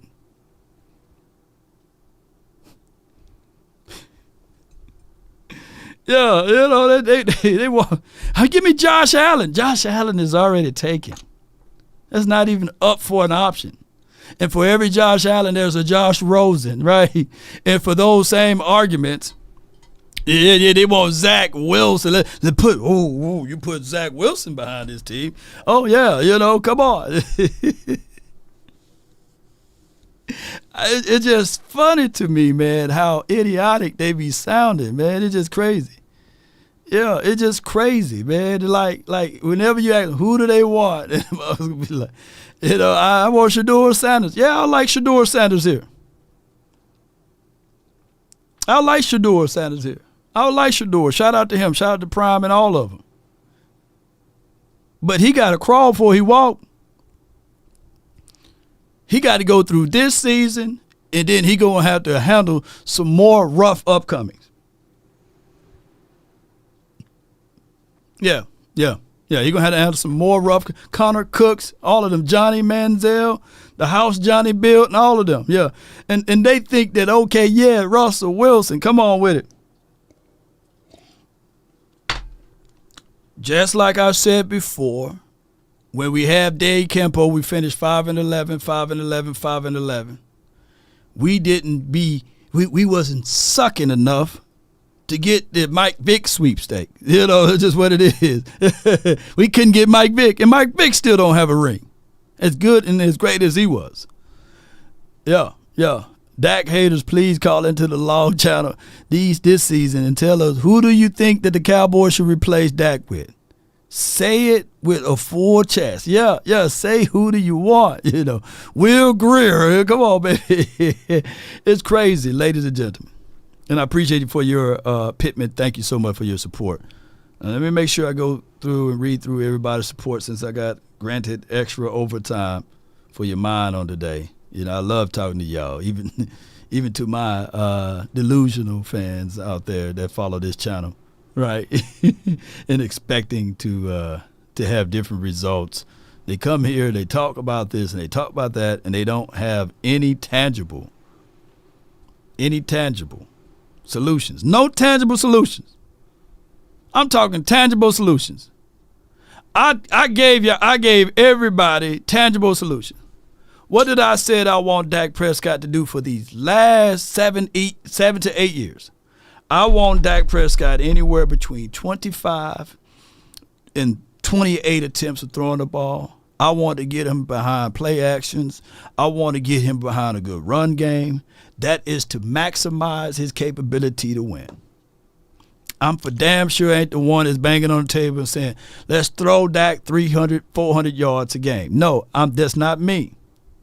Even when I give y'all objective analysis about Dak Prescott, when I say that he can't win the game all by himself, I still get the 1 or 3 or 4 people, it's multiplying now, about 70 people to say, hey, he just a Dak Prescott apologist. Like, damn it, you can't hear. Y'all need to get the shit out of your ears and understand what I'm saying. You win this game by playing a complete team game. Troy Aikman, there's no tangible playoff game that you can look back at and say Troy Aikman did it all by himself. That he didn't have an 88. He didn't have 22. He didn't have 48. He didn't have 84. He didn't have that offensive line. This dude literally had a Hall of Fame coach, which we finally put him in the Hall of Fame a couple of years ago, named Jimmy Johnson. It takes a complete team. And the same thing can be said for Rodgers. Staubach, by the way. But y'all get back in here and y'all think that y'all can take a player who had peer-to-peer coaching out of Kellen Moore, a guy that really clapped a lot, named Jason Garrett, for the first 4 years that we supposed to win 3 or 4 Super Bowls with that, and we used a guy that was using 2001's Tampa Bay's defense, and we call him the Papa Marinelli, the savior for this defense. Couldn't stop a nosebleed, and the doggone Rams, instead of throwing the ball, they ran for 4,000 yards on us on the ground, and we couldn't stop the run. And somebody's going to bring up, well, Andy Reid, look what he's doing. Well, he's not breathing down his back. His system is his system. He's been in that system forever. And their defensive coordinator is not out there shopping for interviews when it get down to postseason. He is their defensive coordinator. He's not going to X, Y, and Z jobs. Yeah, JB, they ran for 4,000 yards. Yeah, we had a dude named Antoine Woods. He was our best hope, and he got hurt in that game. And there's somebody that's taller and bigger than Antoine Woods right now. Yeah, so it's just what it is. Yeah, good riddance, to be honest, yeah. Yeah, so, yeah, that's just how it goes. The refrigerator. Yeah, refrigerator with legs, man. Shoot. CJ looked like, shoot, Jerome Bettis. Yeah, Dak would have had, look, go Pack goes, appreciate you. Yeah, Jason Garrett can stop. Smoke one for you, said shout out to you, man, appreciate you. Law, if anyone need proof about Aikman, look up his first years without talent and later on when he didn't have Irvin and Emmett. Truthfully, laugh out loud. And Troy Aikman is my dog. Troy Aikman is my dog. He's my guy. He's definitely my guy. Yeah. Dak, he said, Hot Boy 95, we get it, Dak is your boy. Nah, he's a Cowboys. And instead of you spitting upon him, it'll be better for you to try to uplift and elevate him, because at the end of the day, what else do you want? What else do you want? Yeah. So, that's just what it is. You got to understand those portions of the conversation. And it's not just Law Nation. I was following this team before he was even thought of. You know what I'm saying? Before he was born, before he even existed. So I'm going to still follow and support his team even after he's gone from being a Cowboy. So that's just what it is. I'm a true diehard Cowboy fan, not an individual player fan like most of y'all. And even to the point and the degree, it's not good to hate on someone. That's all I'm saying, and I'm bringing context to the matter. Yes, indeed. All right, so I think I left out a few super chats here. $4.99 for your mind. Young Wilson said, Law, let's go. Appreciate you so much. Glenn says, since when were quarterback wins and losses a thing? This ain't baseball. QBs aren't pitchers. If you think they are, you're a part of the problem. Yeah. That boy shooting him down. Yes, indeed. Yeah, you know. Dak Delusional says, the truth is not hate. Then let me know when you spoke the truth. Yeah. Yeah, what my guy said, Kendrick Lamar, stop talking lies about me and I won't tell the truth about you. You know, that's just what it is. The fact of the matter is, when you put in context, that is also truths, right? So when we put side by sides, when I said literally, it took Peyton Manning. How many years it took Peyton Manning? 8 to 9 years to win a Super Bowl. Not saying that it's going to take all quarterbacks that's great 8 to 9 years to win Super Bowl. And we put side by side the numbers that's identical to Peyton Manning. And one person can say, well, that's the truth. That Dak Prescott and Peyton Manning got the same equivalencies of numbers, right? But then you will take somebody like you, Dak Delusional, and say, those are lies. He's not a Peyton Manning. But Peyton Manning started off his entirety of his career with, first and foremost, Marshall Faulk. From Marshall Faulk to Edgerrin James, who got a gold jacket, by the way, who had Reggie Wayne, who had Marvin Harrison, who had Dallas Clark, and who had a doggone for sure, that's a new word, offensive line. And he still couldn't get it over the hump by himself with all of those weapons. And for those who say to themselves, well, Dak Prescott had the similar things on offense, I got land on the moon for sale that you can buy and purchase. Because I know for sure, if you had a chance to have Tony Dungy as your head coach, because I know he had Marvin Levy for only a cup of coffee, but if you had Tony Dungy and you had Jason Garrett as your head coach, you're going to say, give me Tony Dungy and them. You ain't finna go fight tooth and war and all of this stuff tooth and nail over doggone Jason Garrett. And if you look at the set of circumstances and the outcomes of what it took forever for Peyton Manning, one of the greatest quarterbacks who ever walked this earth, to win a Super Bowl, then how hard and difficult you think it is for damn near Dak Prescott to win a Super Bowl? It's going to be hard. It's going to be hard. Yeah. And the same could be said for Drew Brees. The same could be said for doggone Aaron Rodgers. People think that it's so easy to win a Super Bowl around here. And as dysfunctional as this team been collectively, it is entirely hard to win. All right, so let me see if I make sure I got everybody super chat. Let me see. I got Jet Lee. He states, go Cowboys. Get this win Sunday. Appreciate you for your support. Mary says, Mary Lon, appreciate you so much for your $5 support. She says, Law, if the Cowboys lose Dak, this will set them back another 10 years. Mark my words. Young Wilson, appreciate you again for your super chat. That's all of the people, by the way, that supported this channel. I made sure I went through everybody's super chat. Yeah. So let's go. No lies. It is the truth. And if you offended by what I'm saying, the dog that get hit with the brick yelps. And that's the brick of the truth and the reality of it. There's no up for debate for that.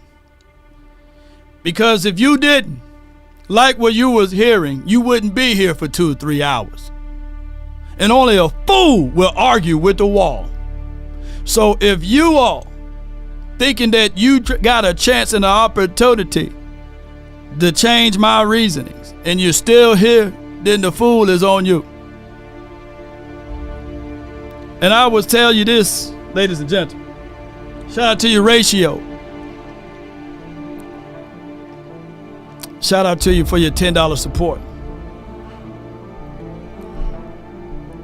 Even a trash can get a steak. Right? And even if you think that we don't know what we're talking about, shout out to you, Ice Cold. If there's one thing a man, and I mean just that, a man should always do, is mainly, since we're talking about truth,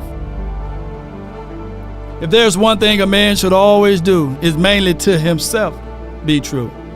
Never allow someone to change your point of view unless what they bring or mean makes sense to you. Never judge a man by sight alone, nor by the height he has grown. And when speaking, keep it at a moderate tone. Those raised voices turn those hearts into stone. You see in the beginning, it was, how about them Cowboys? The morals of life, live, love, and respect for another. Then there are those who will try to be smart. You see, 95 and Dak delusional. They would take the decent man to try to alter his heart, to seek to rip him apart. Those men, you should never call a true fan, because they bend the lies around the truth to meet their end. They leave out and they exclude some things.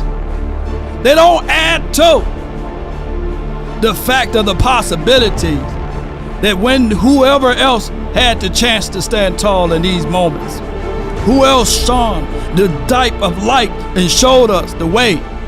Ratio $10. Come on with it. Underscore star colon underscore star colon underscore star colon underscore star colon underscore star. Let's get it. Underscore star colon underscore star colon underscore star colon underscore star. Let all those stars speak for themselves. And they asked us, every man is given the same $20 opportunity. Well, I am good with paying Doc brother at the end of the year. Let's get but it. He has to get to at least an NFC champ game. If he goes out again first round of the playoffs, I am okay with blowing it up. Yes, indeed, Jason. I feel you on that. So when you say those things, and I appreciate you for your support, the $20 holla, saying that, hey, I give you these things for results, and I hold you differently from the other quarterbacks that play in the National Football League, because you, my friend, got the silver and blue and the star on the side of the helmet. So I render you a different type of process, meaning that if you do that, ladies and gentlemen, the market is the market. If you say, well, I want to pay you, but I want to see what I get before I pay you. Therefore, I'm going to hold you to these things. Well, the ladies that I talked about earlier in this show, they said they petty. They said, yeah, we petty. Because the thing is, the word faith and operating in faith are things you can't see. And I'm not saying that the Cowboys should have a sense of urgency with blind faith on paying their players. But I read multiple times that it's impossible to please God without faith. Meaning that you can't pray and bless the thing and get those things and then praise them after. But you got to have the faith to know that when you step out and walk on glory, that these things are already done. But a person with iniquities will wait till after they receive, and then they try to give the glory. I come here to tell y'all, you got to give the glory before you receive in order to receive the real true glory of the Creator. Here's the truth. When you add in these type of things, as it relates to this particular quarterback, you can't wait till after he got the results and say, now that I got the results, I want to pay you for last year's pay. No. You're going to have to pay me on this calendar scale because you didn't have the foresight and the faith to believe that I was going to get here. Now the price of the bag is double. Now you got to pay more and more because I put my life on the line. I put my sources out there and my resources out there to get these type of things to be achieved. So no, you can't have it both ways. That's not how it works, ladies and gentlemen. That's not how it is in life. You can't put your money down on a fighter after they done won the damn battle. You got to put your money down before. And a third of y'all are operating in that fickle, shadowy place. Let me rewind because I'm hot now. You see, it's harder to do this type of job and sit in this seat and say, yes, we'll be 13-4. Yes, we're going to win. Yes, we're going to be victorious. It's harder to say those things on the front end and easier to say it on the back end when it don't happen. It's easier to say, hey, I told you, the Cowboys are an accident waiting to happen. It's easier to say that the Cowboys are going to fall. It's easier to say that the Cowboys would not win the Super Bowl because you're operating out of the fear. You're operating out of the mindset of the numbers because it's so hard to win the freaking Super Bowl.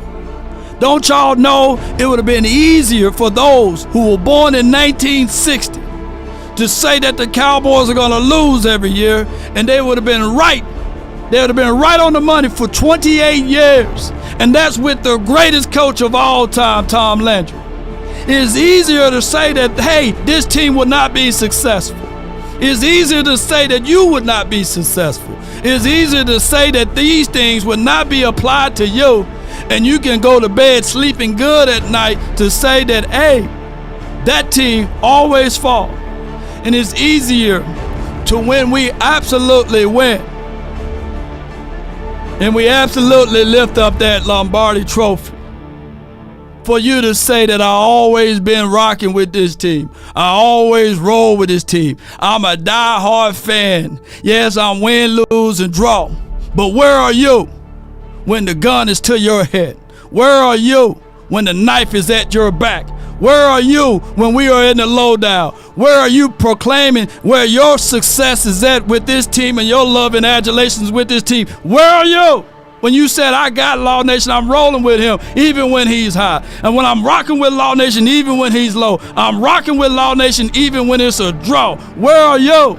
But it's easier to say when I'm on top of things and when I get all of these glories and when I get all of the blessings that I prepared myself for, to say I'm always rocking with Law Nation. I always rock with this brother. It's easier to say it then.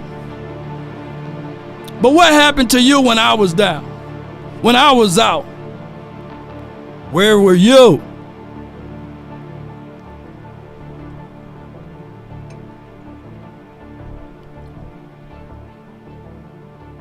It's easier to be a Kansas City. Can I say Kansas City? It's easier to be a Kansas City fan now. But what happened to those 50 plus years before that time frame?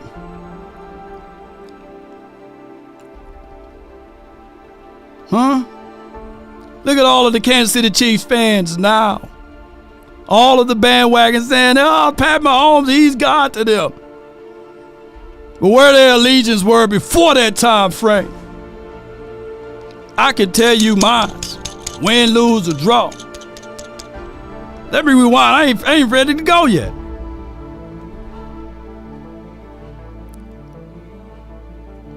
My love for this team is not when they win.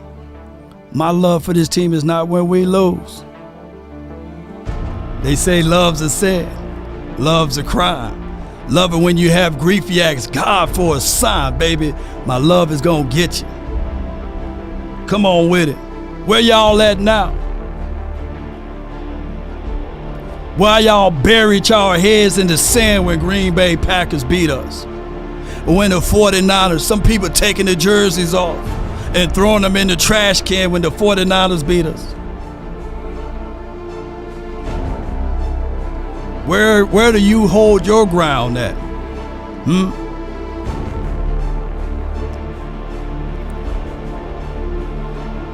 I said, oh man, my love is always with the team. But you got love with the team with conditions. Only if they win. Only if they get rid of a certain player that you don't like. Only if the news hit the airwaves, the things that you want. So your love for those who say that they love and rock with his team, why is it tied with conditions? Yeah. That's just what it is. So I would tell you, it's going to be the same energy. And my brother can testify that I had the same energy before I got this $500 mic, before I got this $1,000 camera looking at me, before I got all of this damn soundboards and equipment. I have the same energy and the love for this Cowboys, regardless of whether or not they win, lose, or draw. Mama said, baby, before you leave, can you talk about the thing that really got you up out of that car when you were sleeping out of your car? When there was no food for you, when there was no shelter for you outside of the car, and you still was able to put your two-piece suit on and walk into that store and still be a manager and living out of your car, and you put that Les Brown tape in. And when everybody in the weight of the world said that it was over with for you, but you continue to take one step at a time. You continue to solidify your mind to those things. Oh yes, and then you continue to apply and apply and apply. And already operated as if the grand creator done blessed every ground that you walked on. Blessed every moment that you ever been in, baby. Talk about that to the people. Give hope to somebody. Talk about the time that man that called you and you met him and he had a chain with a bullet on it. And he said, Lord, this bullet was meant for me to swallow. You had the gun to your mouth and ready to squeeze the trigger. And I'll forever respect you for saying these words because your story helped my life. Hot Boy 95, let's speak life into this situation, Dak Delusional fan, let's speak life into this situation, He said, instead of squeezing that trigger, I heard that saying that just because your world stopped doesn't mean that someone else's world should stop. Just because you going through something doesn't mean that everybody else have to go through it. Because your words can help heal someone. And what is that word? Listen properly.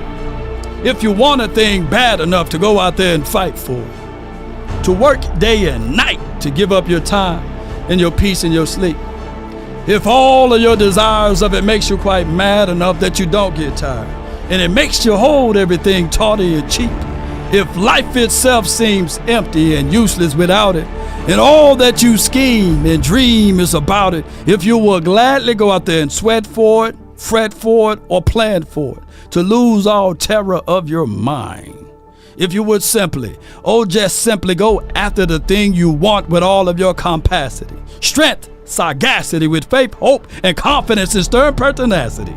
If neither cold or the poverty or the famish or the fame or the sickness of your body or brain can turn you away from the thing you want, if dogged and grim and besieged and beset with the help of Almighty, you will get it, baby. Come on. What more do you want from me? And what we tell them, baby. Give me my thing you. Yeah, baby. Come on. And roll those credits, baby. Kinda check or something. Mama said there'll be days just like this. Come on with it. I've been really in the field, let her rush. Your mama don't cry. Your baby boy's doing good. Tell them homies I'm up in heaven and he ain't got wood. Come on, baby. I have to take it to a meal lately. I just wanna run it up. Yeah. Kinda check it on. Lately, I just wanna run it up. Count that too, count it up. Lately, I just wanna run it up. Life's a journey, baby. Need them fives, need them tens. I need that change to the safe. Got blues inside. Greens and pinks, it's all the same. I still save and roll my change. Take some losses when I play. Charge it to the game. Come on. I'm with L, yeah, I'm with T Black, I'm with Reverend now. What we tell them, baby? Yeah, I'm with Jay, yeah, I'm with Chuck and now. Mr. King 318, appreciate you. It's about loyalty. You switch sides off for the bag, and that's worth more to me. I mix Nike with designer, I experiment. You just rock what's on the shelf, and I'm not feeling it. Search for the one, but baby girl, it's nothing real as this. Can't trust a soul, I keep a hammer, call it too legit. I've been really in the field, let her rush, I let her feel. Lady, I just wanna run it up. Don't need no deals, I make the deal. I have to take it to a meal. Lately, I just wanna run it up. Yeah. Kinda check us on. Lately, I just wanna run it up. Let's go, man! Let's go! Lately, I just wanna run it up. Yeah. Appreciate everybody for tuning in. Members, Jet Lee, B Bird, Jackson, Dallas Cowboys, hard hitter, Mo Dizzy. Appreciate you, Fox 8, Dale Green. Shout out to Daryl Green too, by the way. George, North Face Triller, baby. 2 Trill for life. Beats by Money. Just Down, Soulless. Appreciate you, Kende. CeeLo's 2136. If we offended anyone, charge it to our head, not our hearts. And if you're an Eagle fan, you just be offended, okay? You just be offended. Stephen Carroll, Brad Day, JC Cowboy, Pose in the house, man. Appreciate you, man. Thank you so much for jumping in. Hey, y'all know how I get, man. Boy, we up on here, man. Yeah. Come on with your Jet Lee, Williams, the Good Hoodie Channel, Chris 214, C Lowe's 2136, Ice Cold, Cowboy Young Wilson, Pittman, Smoke One Fire, Glenn Ratio, Jason, appreciate you, baby. Hey, come on. Yeah. Come on.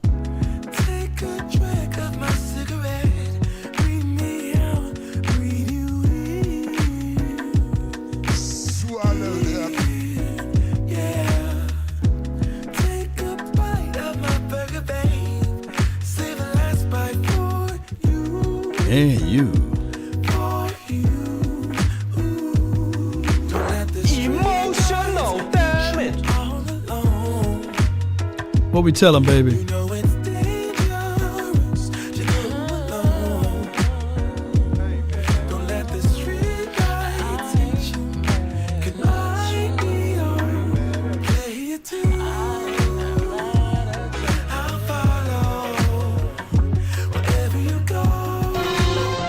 Oh my God, Montisha!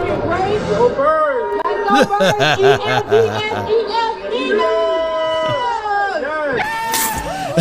Hey, shit. We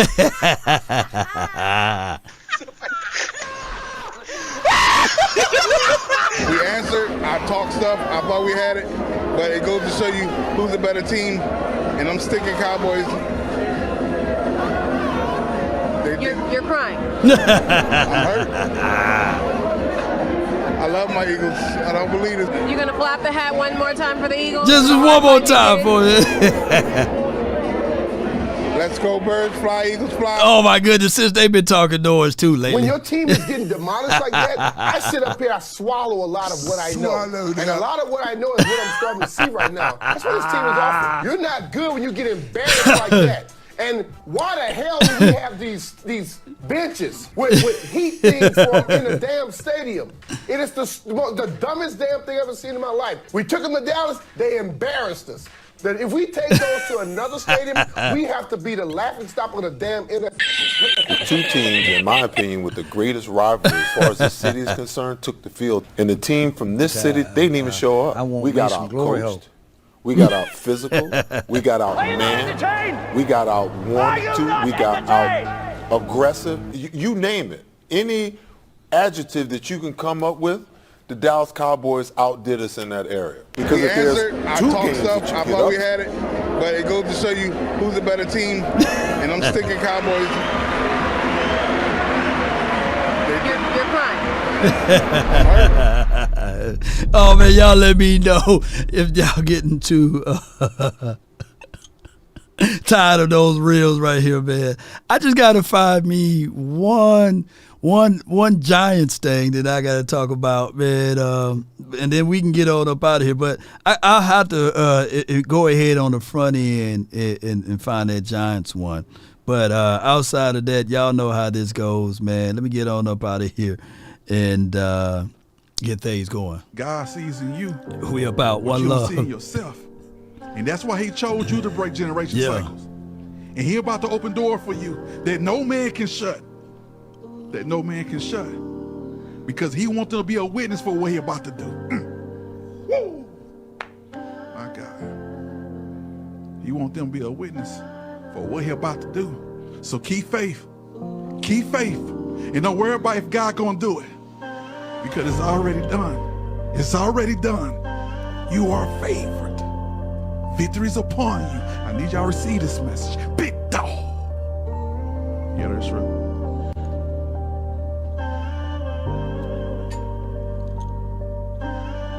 See, when you invest in something and you hustle and you work for something, you got a different type of attachment to it. You're going to have a cold day in hell for somebody to try to take this from you. We live by this, we die by this. We don't surrender, we don't retreat. Every man must search his own soul. I listen to that quote every morning. I want to get mine out the mud. I want mine out the dirt. I don't want no handouts. I don't want no celebrity to co-sign me and somebody to see me in the street and say, I remember when such and such put you on. No. It may sound harsh, but I'm going to beat myself up so the world can't beat me up. Because the world is a cruel place. It can be a beautiful place if you allow it to be. Once your perspective changes, that's when miracles happen. What else I got to conquer so I can go to the next level? What else? It's an evil world we live in. Giants at the gate. If it ain't rough, it ain't us. Let's go. Wow. So it ain't like, why me? It's like, why not me? Let's do it. The flowers don't chase the bees. The flowers just don't give up the fight. Everything will be alright on any given Sunday. Yeah, depend on you. If you win or lose, you know you got to pay some dues to live on Monday. Yeah.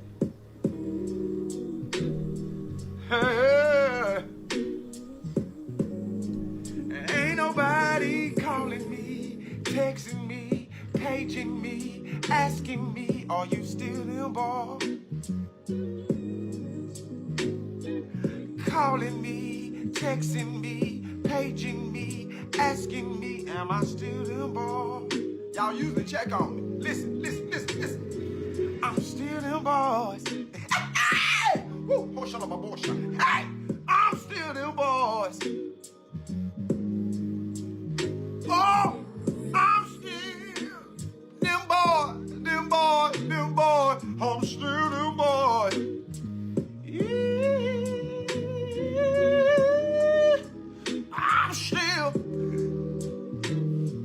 I'm still them boys. I'm still them boys. Call and check on me. I'm still.